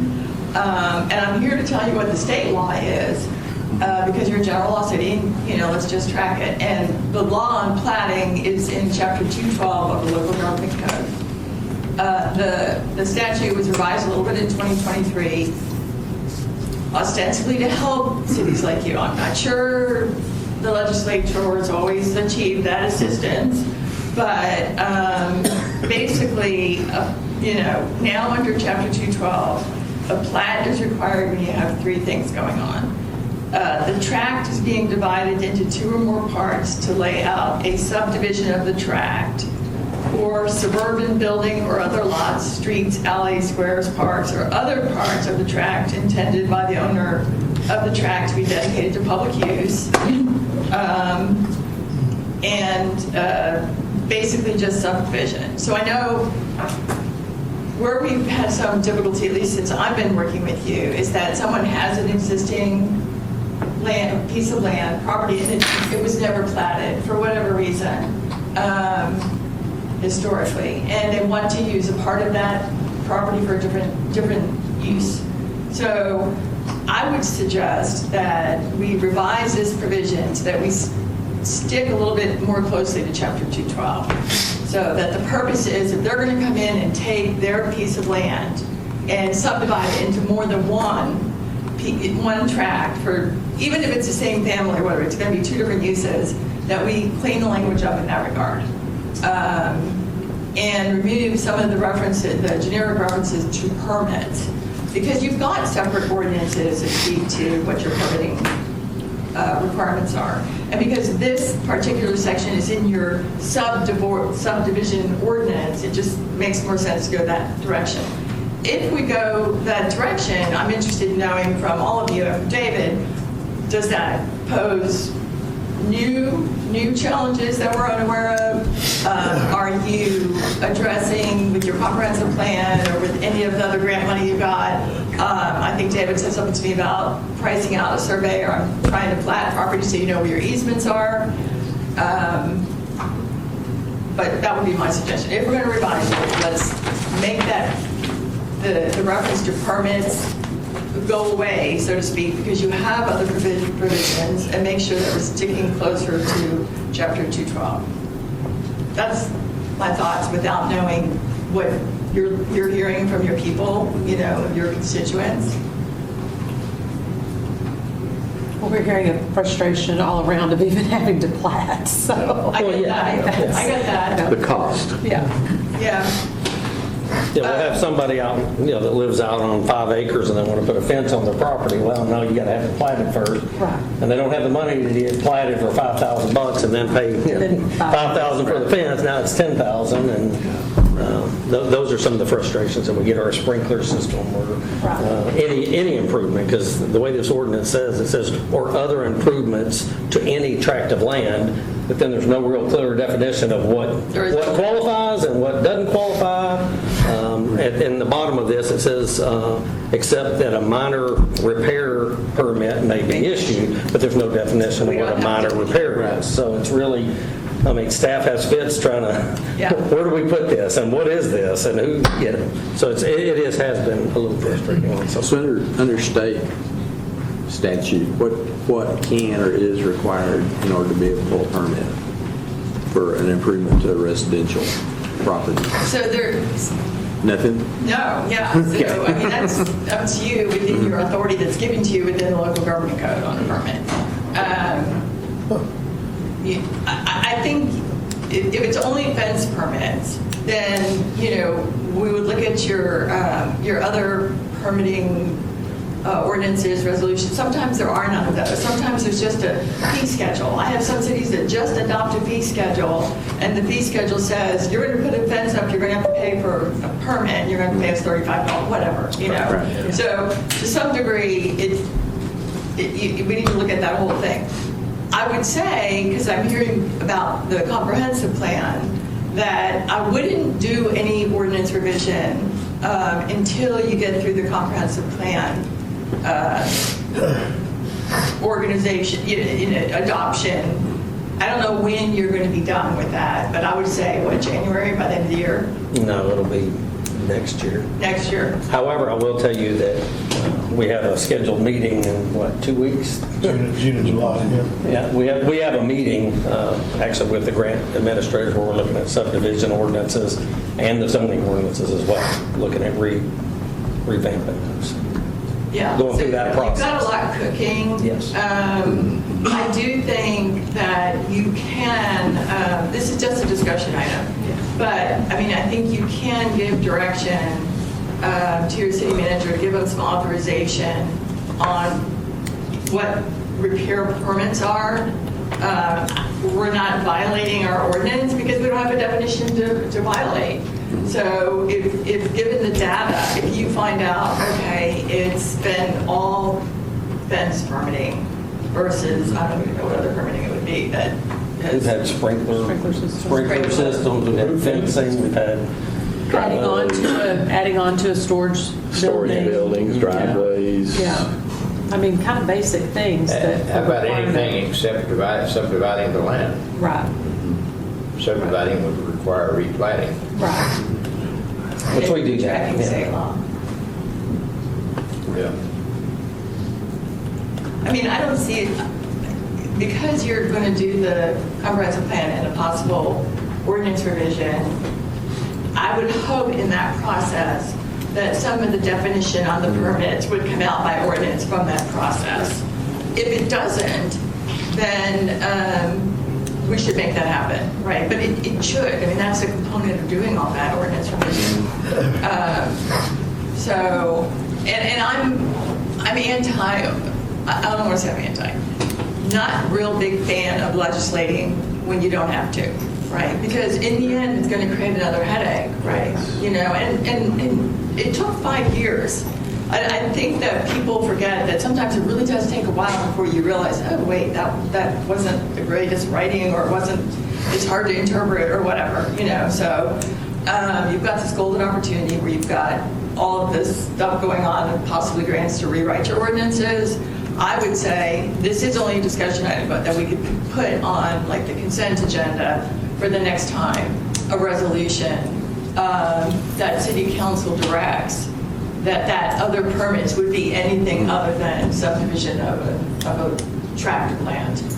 And that way you've got some authority, and if you don't even have to do a resolution, you could do it minute order, as long as we get that direction from city council. It has to come from you. This doesn't have the authority to just do something different. Okay. And if you do it resolution and minute order, we can have in the minute order that this is a stopgap provision, with the understanding that there's some likelihood that you're going to get a grant to review your code of ordinances, your subdivision ordinance, and you're working on your comprehensive plan. And then no one can say that you're doing something contrary to what your legislative intent was in 2021. Will that work? Yeah. Yeah, I think that works. I think that'll really help. Y'all have any concerns about any of that? Oh, that sounds Not good. really. I mean, except for Hatfields and McCoy situation on somebody putting a fence up and them saying this is not your land, that kind of thing. But, you know. But that's a burden between the two property owners. Right. Then one of them is going That's to. governed by the survey. Yeah. Yes. One Yes. is going Well, to yeah. plunk the money down to get a plat. If they feel that strongly. Exactly. Yeah. Yeah. I mean, this should change. Yes, exactly. I mean, if you have property owners that own unplatted property and they go to sell their property, 9 times out of 10, the lender, somebody's going to, the insurance carrier, somebody's going to insist on a plat. Unfortunately, it's just a slower process than you would like, probably. Yeah. But certainly, over passage of time, it will correct itself. That's a byproduct of the economy, right? But it will correct itself. And then if it doesn't, if something comes up, let's just say you got a fantastic grant for, improving your infrastructure and you really needed that plat. Well, then, we could find ways of discussing it with the property owner. There's things we could do to try and work it out. Because in the end, a plat also benefits the city, but it certainly benefits the property owner. Right. So, do you think that's going to work? I think it is. What do you think, David, based on what you've dealt with?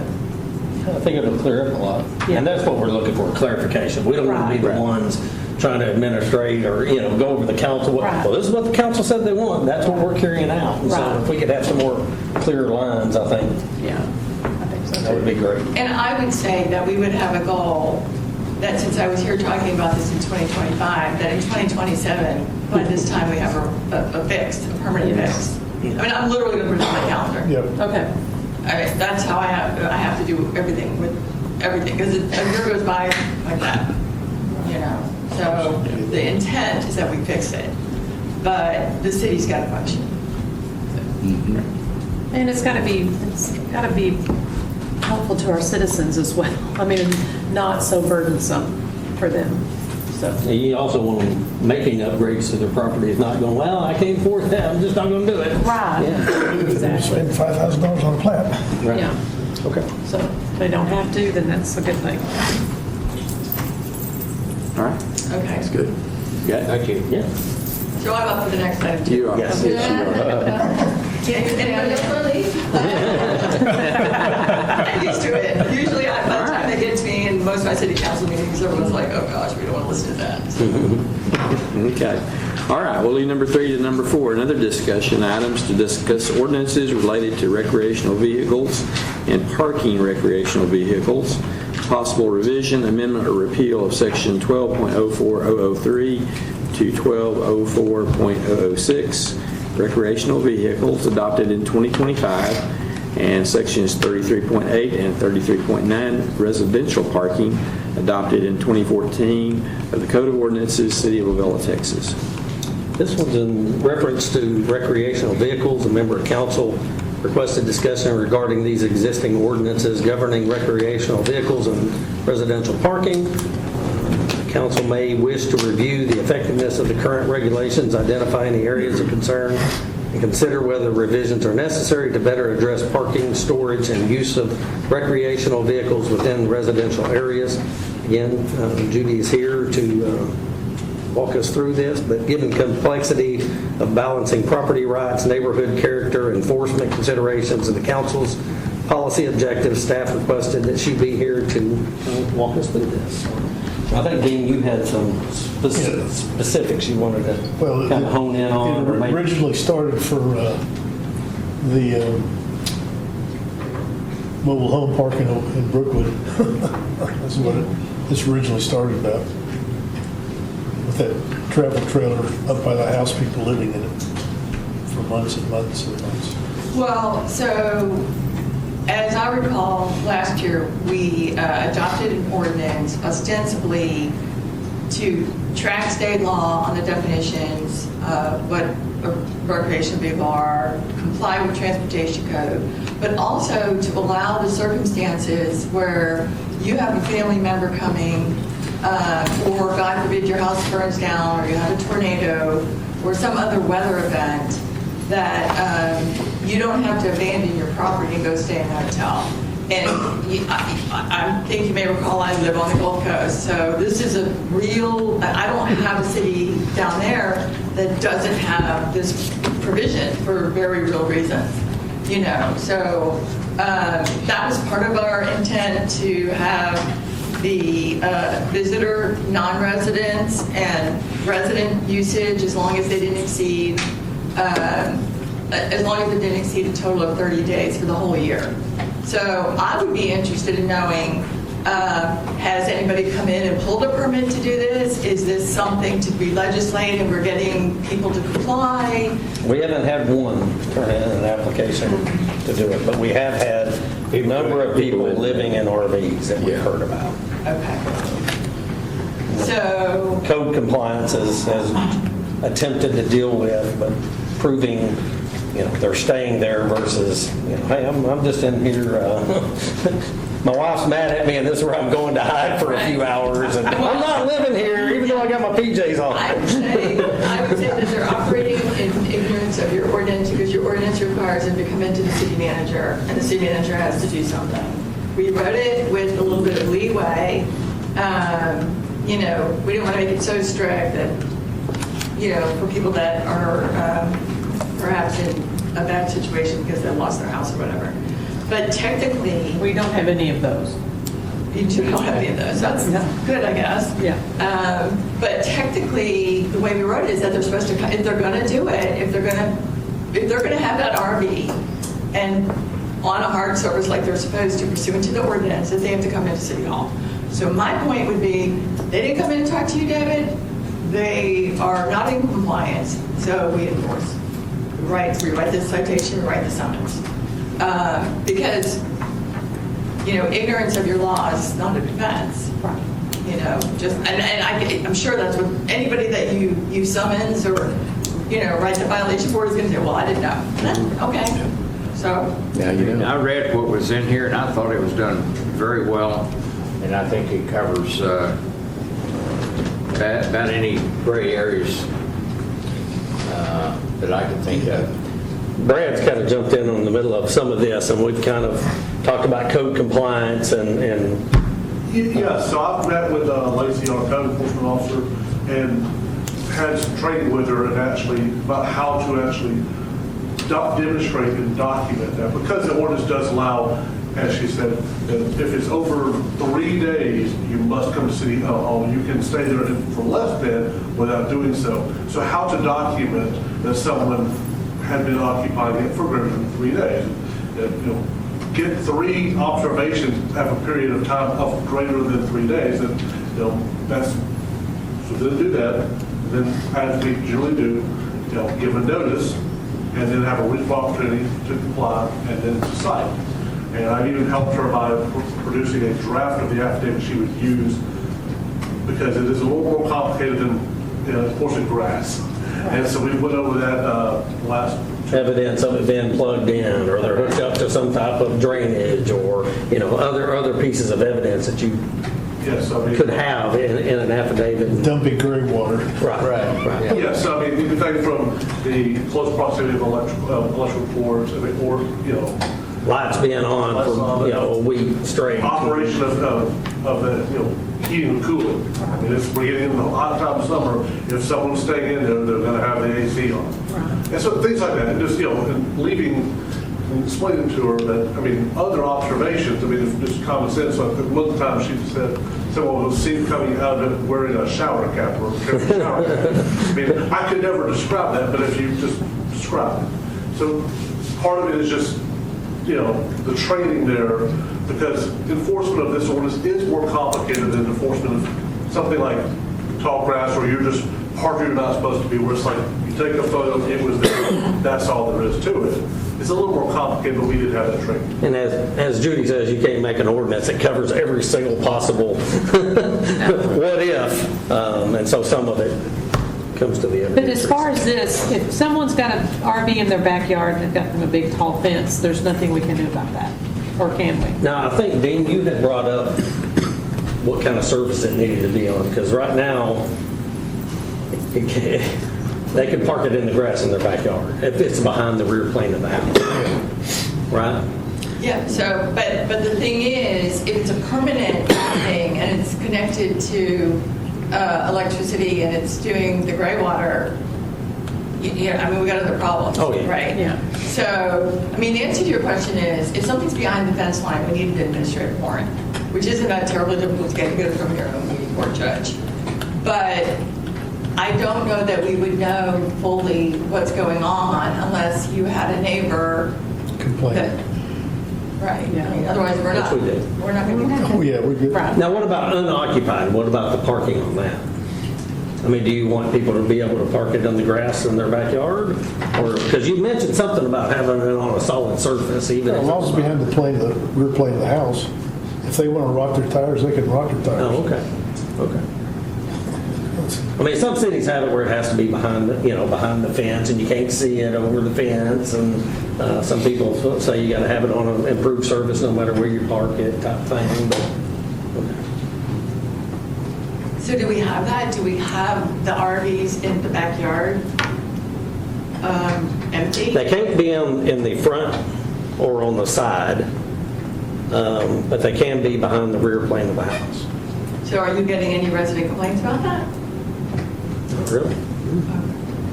We've had more complaints on people living in them. Yeah, rightfully so. That's where the trouble has been. Yeah.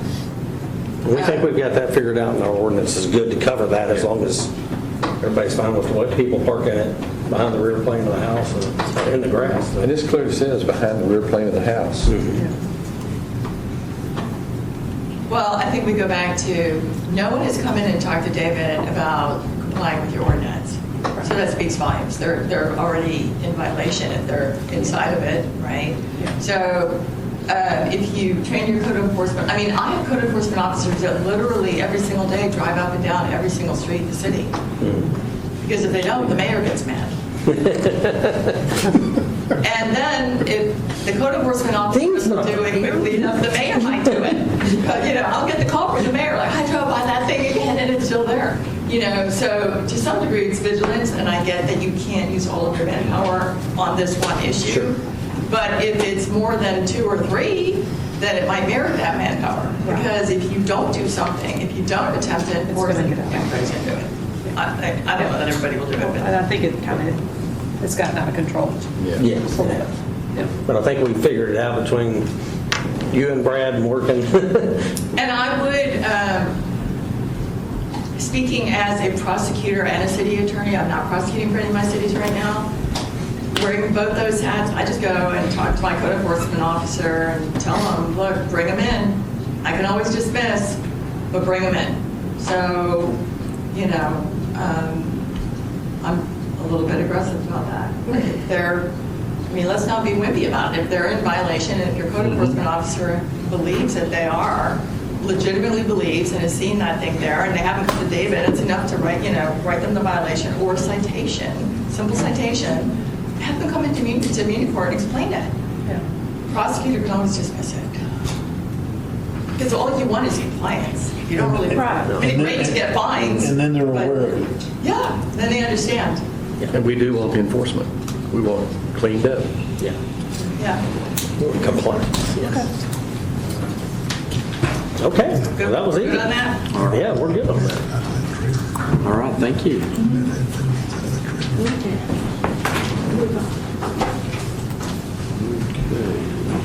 All right, moving on to item number 5, discussion action items to discuss and take possible action on appointment of 3 members to the Planning and Zoning Commission for 2-year term ending June 30th, 2028. All right, Mayor and Council. Let's get to that. The City of Ovilla advertised a request to receive board and commission applications for various city boards and commissions. The city received applications from that advertisement. The application review committee reviewed the applications to develop recommendations. The committee's recommended appointments are listed. Committee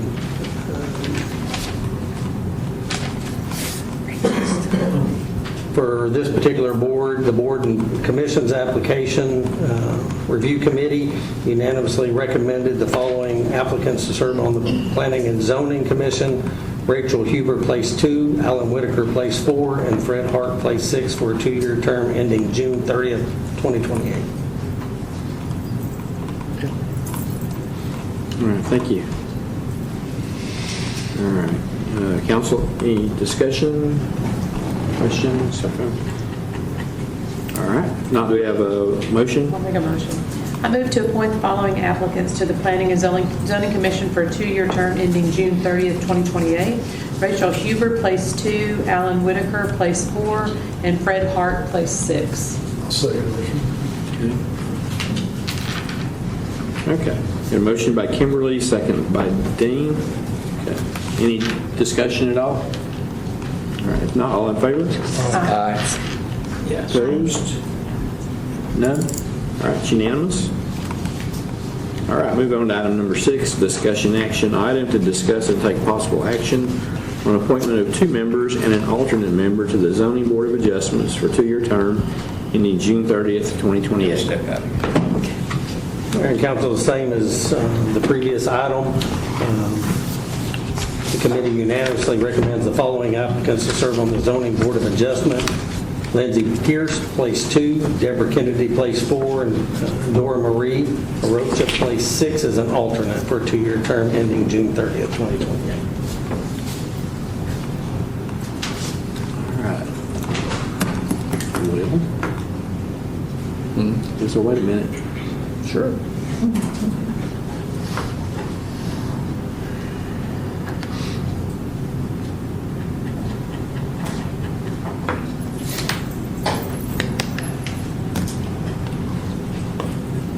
Have a good one.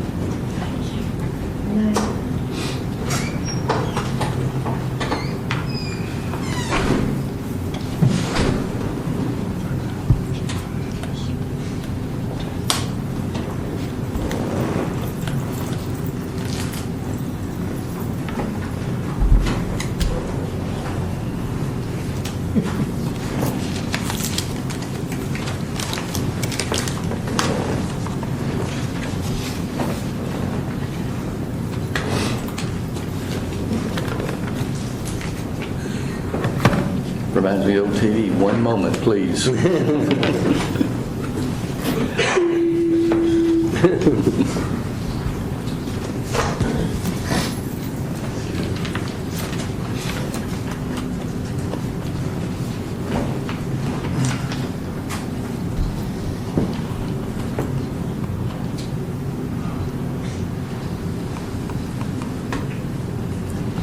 think Doug's got some issues going on.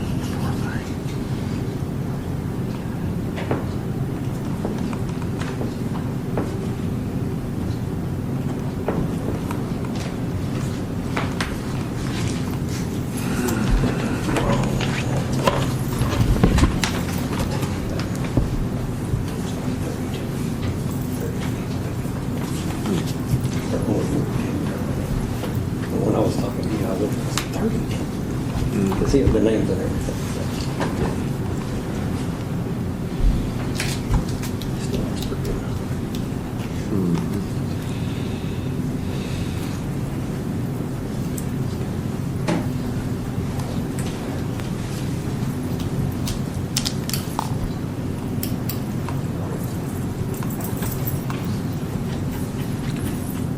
Should it's recess.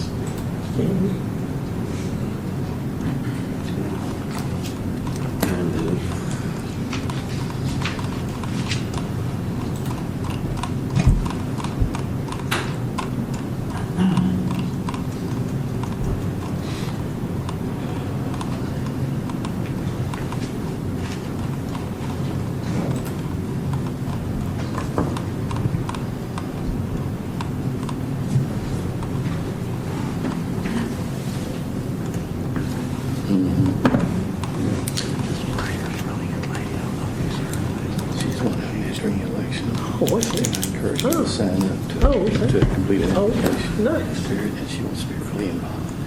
Very smart. She's got all kinds of qualifications. All right.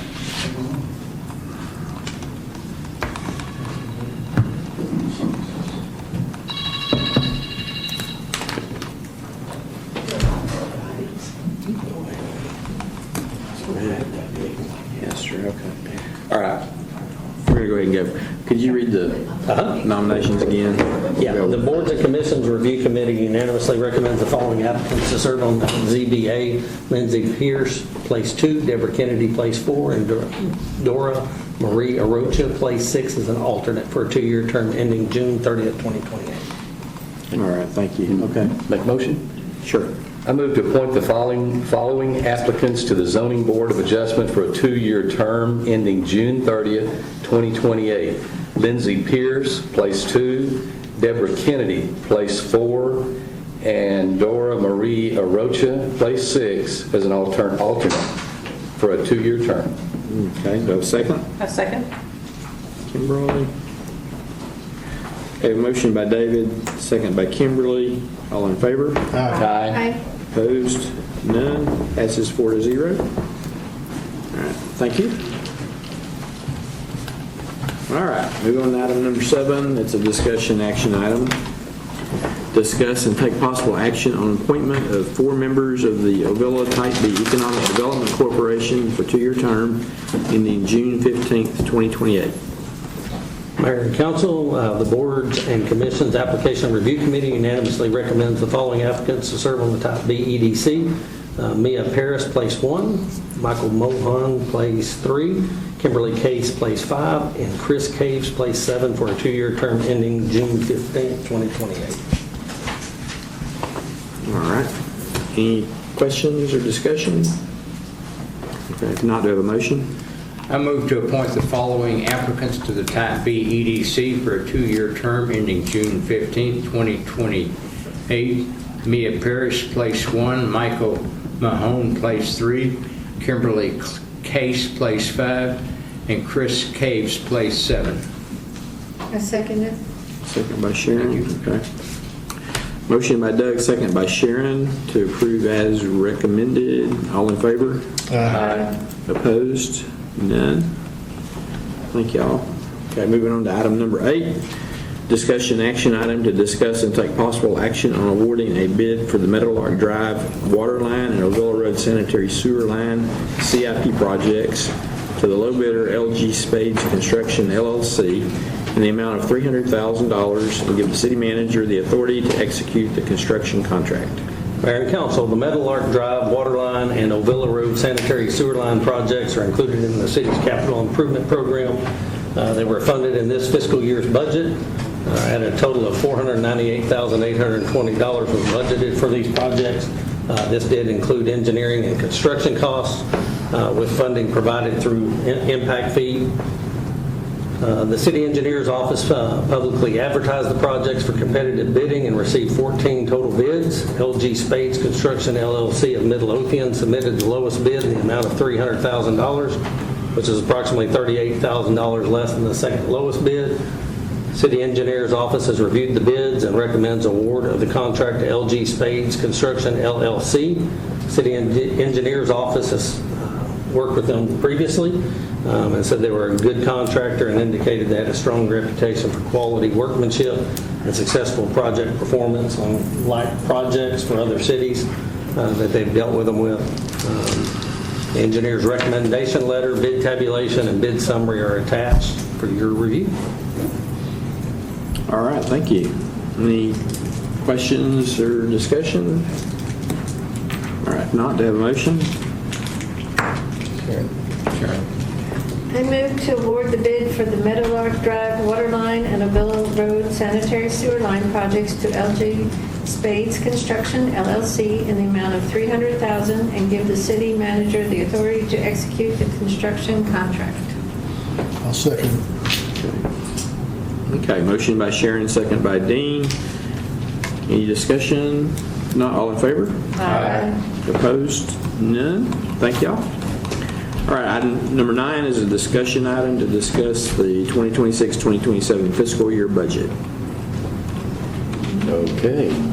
Burton? Didn't call him Dr. Barr this time.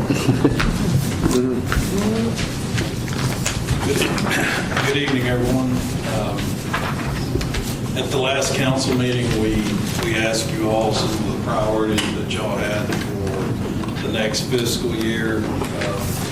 I think tonight the goal was just to try to share some of the information that we've got thus far, and then maybe just kind of get some priorities, some additional ranking priorities, whatever you want to call it, but I'll just try to share some of this info.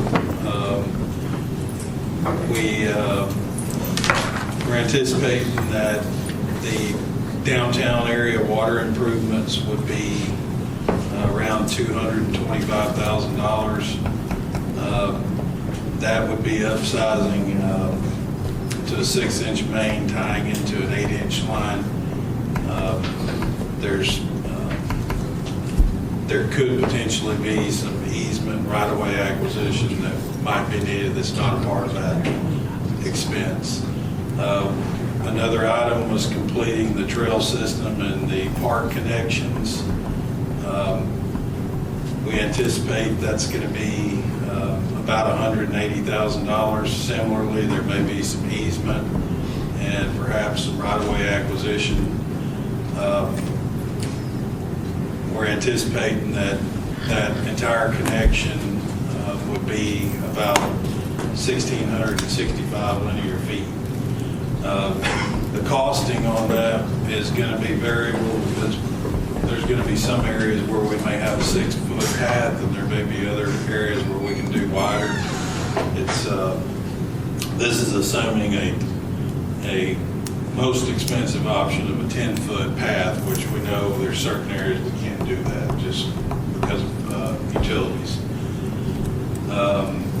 Excuse me, does that include engineering fees and so forth? Is that going to have to be engineered? Yeah, it would be. It's $180,000. That includes engineering? It included engineering. Okay, knowing that it could go up by the time we do it, right? Correct. Do we already have the bid out? Or do we know?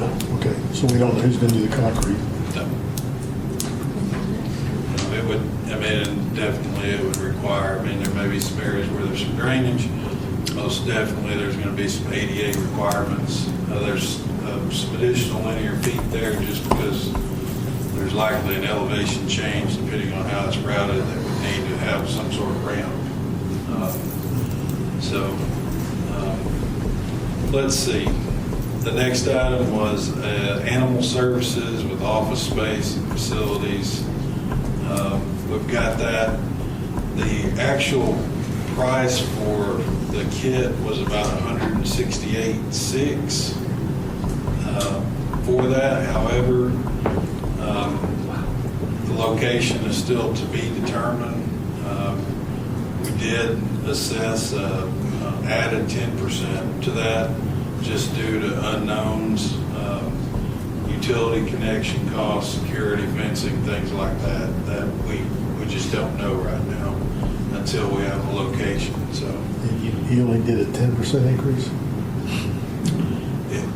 it can. This is just initial sharing tonight. Does that include like, that's offices and then also like outside space, like kennels and things like that? So there's no actual outside space. It's just, there's basically an area for the animals, and then there's like a guillotine door that opens up to let them go. The problem is we don't know where that is. We don't have a place ready and available to say, okay, this is where we're going to What's stick the it. size of the building? I believe it is, let me look. Let me see what the drawing is. It is 50 by 20 is the actual structure. It comes in two pieces. So 1,000 square feet. And it just has like a little storage area inside and an office, but there's not like bathrooms or not like a regular office that you would have bathrooms and, Okay. Is it just like a little seating area. It could be a portable type building. What kind of building is it? It's wood. I mean, it's prefab. It's prefab. It comes in two pieces. It's like a storage shed. Now, with this, what Ellis County's getting ready, the talk of the building a big animal shelter, would that help Ovilla at all too? Tremendously. Okay, so Even if they charge us something that, it would be worth the, oh yeah. okay. I don't know what the time frame, or I saw they're giving $15 million to, Yeah. but Over a I year. don't know the time on that, but Dave, do you know, and I'm just asking, do you know how many calls we have for picking up strays? I'm just curious. Joey, do you have an idea? It varies. Some weeks you'll pick up 4 or 5, some weeks you'll pick up 1. Yeah, I know on the monthly report this month, there's not that many, so. It slowed down the past couple of months, but I know when she first got in, we were overbooked every day. I know when we had the facility at the county before, we would catch the dog, we would take them over there and Get the cats. and kind of revolve it around. We weren't keeping them here as just a temporary holding facility more than anything here. So that we were taking them over there when we got them or adopting them out or. But it is a lot to take in. Completing Cockrell Hill, which would be from Knob Hill to Water Street, is around $486,000. Say it again, $486,000. 486. That's asphalt? Yes, that'd be just like the rest of it. No chip and seal. If we could do that, it would be all the way from the full length of Cockrell Hill through town, so. There was an item talking about the meeting with the Public Works Director to discuss equipment needs. One of the requests, the departmental request, was a vac truck. 65,000? $65,000. What kind of truck? Vacuum truck. It's a trailer? It's a trailer. It's a vacuum trailer. It's a vac trailer. Trucks are a lot more than that, aren't they? Yes. About 80,000 more. And that's something that we really need, Dean? Yes. And then, The one we have doesn't have the capacity to do half the jobs we need. I knew we were borrowing Cedar Hills. We've had to borrow Cedar Hills on some, yeah. We've already won Yeah. their truck. How much was that? How old's the unit we have now? Red? It's older than 7 years old. I think it was 6, and it was a year old when I got here. I'm not sure Yeah. exactly what the year on it is. It was used when we got it. Yeah, the problem is it's so small that you really can't do a job. It takes you 3 times as long as the actual dump every 30 minutes. Yeah. And with all the fiber and everything that's going in, they're marking everything as a Yeah, the capacity is. fiber, and you can't do any digging and all around it with a piece of equipment. If you had this, you'd be able to? How much you give them to Bert? what was that? 68? 65? 65. Back trailer. And then also, got a request for a shop for Public Works that would have streets, parks, obviously water, sewer, all of the folks in there. This one's kind of a moving, we're still trying to get some good numbers on it, but I think we've received enough to know that it's going to be at least 120. At least 101. At least 101, but by the time we add Electrical. other stuff. Everything. It does have electrical, some of the quotes that's already engineered, as well as the structure itself.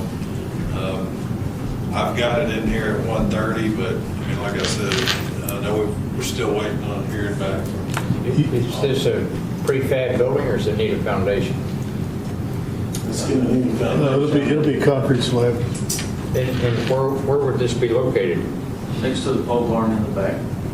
So this is an enclosed structure? Yes. And what size is it? It's a 30 by 50 shop, 14 feet walls, 3 roll-up doors, 2 man doors, electrical and insulation. Storage, office space, It's what? storage, it's going to be a place that we can work on our equipment, with all our lawnmowers and everything, our drill presses and everything are out in the weather over here. Our 3 containers are full, can't hold any more. So mainly for storage and working on the Yes. 30 by 15? 30 by 50. 50. I thought 30 by 15 is small. So, yeah. It won't be in the office. I got a building that big. But it will be insulated, right? Yes. Electrical and water.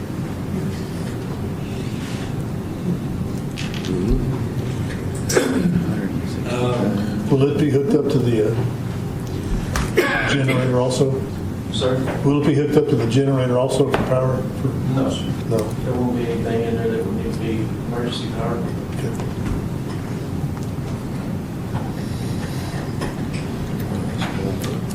Next on the list was talking about improvements in the downtown area, benches, lighting, landscaping. One of the things we shared, we discussed it with MDD and EDC, was just before we start making, placing public improvements on property and not knowing where the boundaries of everyone's property are. So we did reach out to a surveying company. I got basically to do that 10,000 foot view of our downtown is probably somewhere between $12,000 and $20,000 for all the properties that are situated along West Main. So there are a few, as far as when we start talking about water lines and things like that, there are a few properties that are situated on Circle Drive and some on Water Street, going basically from down there all the way up here to right across the street. Obviously, the number could change depending on what level of detail. So this is going to be the basically they said if we have to go out there and note all of the monuments and get down on the ground level and that level of detail, then there's going to be additional, I mean, it would be more money, obviously, so. So was that for a drone? Was that for a drone flight and survey? I don't think so. I understand they have some significant historical documents that they think they can pull from. Now, is this going to note the property ownership and the corners and things of that nature? But yes. But I think if it came down to it, and I think the thought was, is if we find an area that we want to try to, extend a trail connection or a water line, then we would work with each property owner on an as-needed basis, not just everything. Okay. Are you talking about putting sidewalks down Water Street or Main Street, or what are you talking about? Whatever it might be. Okay. We are talking about the trail going through there. Yeah. Talking about putting lights up possibly, and park benches and water line. Lights, water line. Park benches are ready for cars. Stuff like that. You can put bollards up. All right. And I think the last one that we've got numbers for right now would just be encouraging more events in the parks. Movies in the park, we've got that at basically $1,200 per occurrence. That's going to be a turnkey. If we weren't owning the equipment, someone was going to come in and actually do the show. There's some licensing things that have to go on with that. And then just wanted to share some of the budget requests that have come in from the departments, just so you all have just kind of an overview of that. We met with all of the department heads. We all met with Tyler Technologies to discuss upgrading basically our accounting software. It has various modules with it. There is a significant upfront cost, however, that can be negotiated and it can be phased in over time. But we just did that. The overall cost for that project was about $132,000, about $67,000 for a 3-year term. I think right now, if we take all of our software that we're paying for, if we utilize it all, it's probably close to $40,000. What platform is that going to be? Right now, we're on FundView. We are on GovPilot. We've had ClearGov. All of them do like different things, and they don't all interact. And then we got a billing software through the water, and that doesn't talk to FundView, and so they have to hand manually enter. So y'all had Tyler Technologies before, prior. So my question is that when you were here? Which one are you pricing? OpenGov, MyGov? What do you? No, this is Tyler. Tyler Technologies. Tyler Technologies. Okay.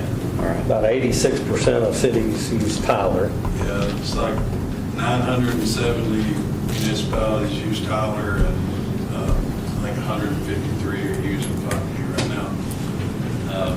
In Texas? In Texas. Okay. I mean, and so I know one of the things we've encountered with our auditors are very familiar with Tyler, but they're not so familiar with FundView. But I think as far as the platform communicating with itself, there's a lot of front-facing things that would be beneficial for residents as well as staff. Ability to submit electronic plans with some plan review tools already built in. All the systems talk to each other, and so anybody can, it's pretty interactive. Do y'all have that, or do y'all have fun? We are changing from STW to OpenGov. Oh, okay. Have fun. We've got, let's see, we've got an expense for ESO, which is our our fire reporting system, correct, Corey? And basically, Motorola is no longer supporting that. Oh, boy. Or we don't know what that expense is right now. So we're still working on that. As far as vehicles go, we have a $90,000 replacement vehicle in PD for a patrol unit that's got 130,000 miles on it. A mobile camera system upgrade and cloud conversion. That Motorola no longer supports that, so storage will be migrated to the cloud. We have an EMS. You got a cost on that? What was that? You have a cost on that? On the cloud, $25,570. That's something we have to do, right? We don't have a choice, right? EMS coordinator position, if that was approved, our understanding is that ESD would be the one that would fund that position and any associated costs. We still have to have our conversation with ESD too.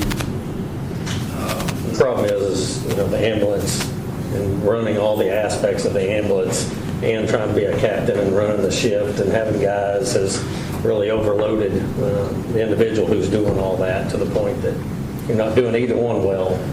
It's kind of causing some problems. And so the ESD recognizes it, the chief recognizes it. And so that's what brought that to here. How much was that one? $122,500. That's salary and everything?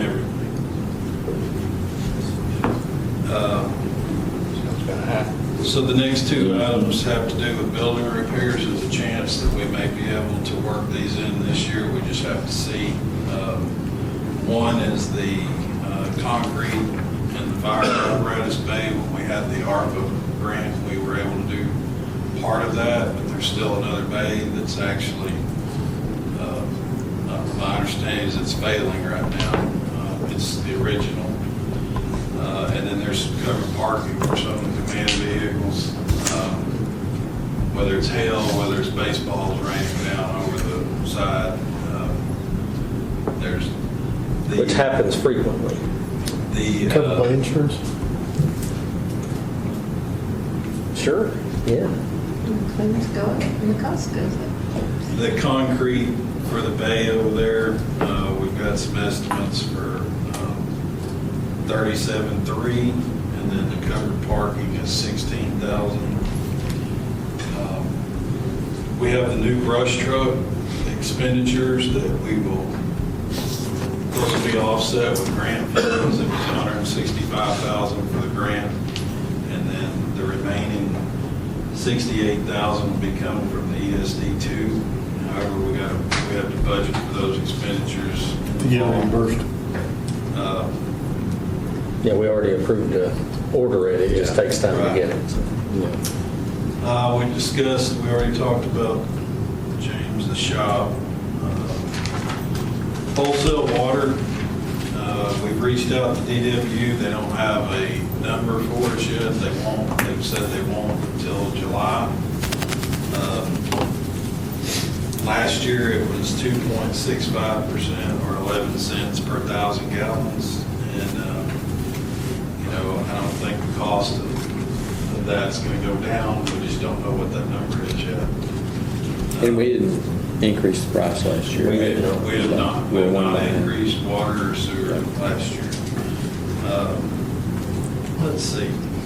TRA, everybody hold your hats. Yeah, we already discussed the back trailer. Yeah, hold your hats, everybody. It's coming. So the TRA treatment increase is expected to be $269,609. Increase. 269. 269,609. How many connections do we have? It's 48.92%. That's based on 48% increase. How many residents are on sewer? Lucky Sewer homes, 1,700? How many? It's 14. I think it's 14 is what they're basing. They're also basing it off of flows with 15 new houses. It's $16 a month. That's all the new TRA lines that they've upgraded and ran across. That's what you're paying for years to come. So the debt service, or the rate increases are tied to them going from, it's from 8 million gallons, 8 to 12 million gallons a day. So the increases are tied to that, but the real big number is 2030 is projected to be substantial. Like in total, it's going to go up 68% between now and 2030, if the flows and everything holds. So this will carry us how long? This 40, is that just this year? 1 year. That's just 1 year. 1 year. Everybody get on septic. Yeah. $200 a year for 192. We already talked about That's crazy. Cockrell Hill. Cockrell Hill. And the trails. Those are the big ones, yeah. What about the parking lot behind the police station? It's budgeted for This year. It is, okay. But the trail to connect it is not. No. Trail to connect it is not. Is that next year's budget? Yeah, we don't have anything in there for this year for the trail connection. But is it in these numbers for next year? Yeah, it's just, Okay. it's really, like I said, it's just a matter of just trying to get some guidance from you all. If there's something that y'all want to, if there's a ranking from y'all, or if not, if you want to try to squeeze it all in, we'll see what we Just not in the budget. Okay. Yeah. It's not in the numbers you just read me. Correct. And I will say, we also need to do some additional street repairs other than just Cockrell Hill. We have several cul-de-sac areas that the roadway is just falling apart, like over in the Thorn Tree, High Ridge, Willow Devil Creek Creek. Court. Yes. Willow Creek Court. Yeah, there's several that we're going to have to hit as well, that we'll put in the ranking order as well to see what all y'all want to, once we get to the budget time, really drilling down. We had 1,241,200 just up to department heads reports. Okay. What other good news you got? I know, this is a hard one to close on. When's the pizza coming? Can we get a copy of all these so we can review it? Yeah, this will all be part of the budget. We'll have all that. Yeah. When's our first budget meeting? So we are going to have one on the 29th, and we will have one on the 6th. I won't be here the 30th. If you can make it, make it. 6th of July, I won't be here. 30th of June. I saw something on the city website. That's the 30th. Huh? Something on the city website. Is this the 30th. We're doing the same thing, Paul? Right. All right. Okay, what else? We need to reschedule. I can't make it. We rescheduled for Kim. We can do whatever y'all need to do, whatever y'all would like to do. Everybody understand?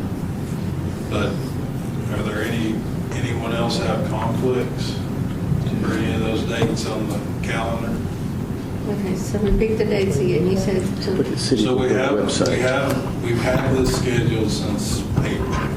We have a budget workshop on the 29th. We have one on the 6th. The comprehensive And plan. then we also have some, We won't, I won't be back on the 6th either. Yeah, June 3rd. He just said. So neither one of us will be here on the 6th, because we'll be at I thought we were going to town hall meeting on June 29th.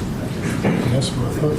but we do have to turn the budget in, the preliminary budget, we have to submit that to the city secretary on the 17th of July. So, didn't you say though that we could, 29th, we could do the whole thing? On June? We can. I thought we were having a town hall meeting on the 29th. We have the 30th. 30th, I'm wrong. For one of the wedding, yeah. Where you going? So, okay.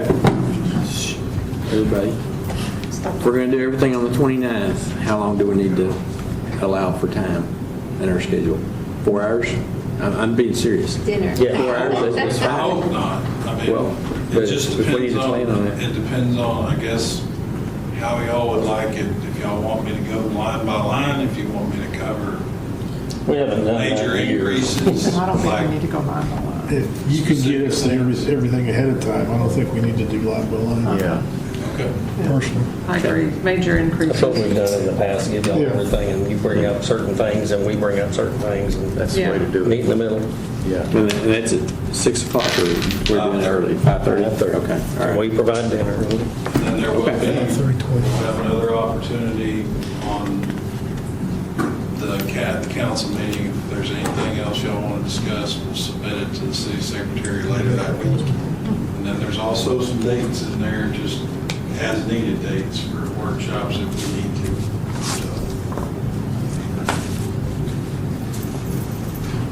Can you resend that back out to everybody? Okay. The calendar? Yeah. Sure. So we're going to meet on the 29th, and that's 5:30. the other than the regularly scheduled meeting on the 13th. That's the only meeting we're going to have before it's sent to the city secretary on the 17th. Right. That's why we had those others built in. Right, okay. I will say there's likely going to be some things that we don't have full answers on, like, I don't know if we'll have the Dallas water utility number yet. I hope we do. Maybe some benefits we can, we have heard back at somewhere between 10 and 12% on benefits, so increase, depends on claims, things of that nature. So there's just some things like that that are lagging that we just can't get the numbers until we meet with them. So, but we'll do our best to, those are the things that we might need to flesh out after we turn in the budget. Insurance is going to go up. It usually does, but it's usually not as bad as what they originally predict. Usually they say 10 to 15, you'll get 8. Okay, well, thank you. All right, next item is executive session. City Council of the City of Ovilla reserves the right to meet in closed session on any item listed on the agenda should the need arise pursuant to authorization by Texas Government Code. Tonight, we are meeting in accordance with Section 551.071, consultation with the attorney.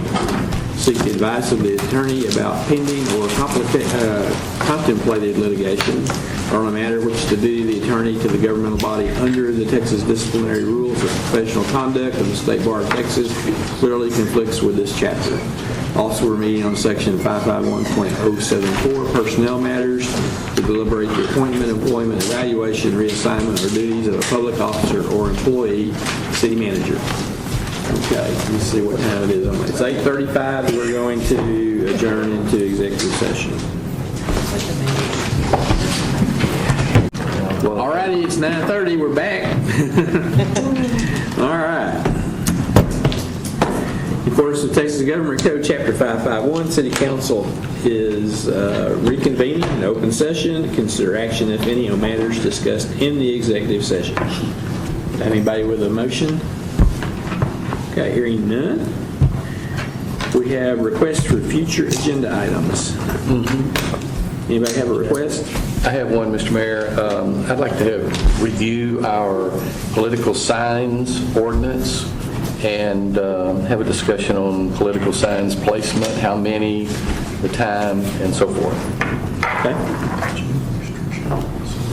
All right. Anybody else? Anybody else? Okay. All right. Hearing none. It is 9:31. To have a motion to adjourn. Make a motion to adjourn. Second. All in favor? Aye. Opposed? None. Thank y'all.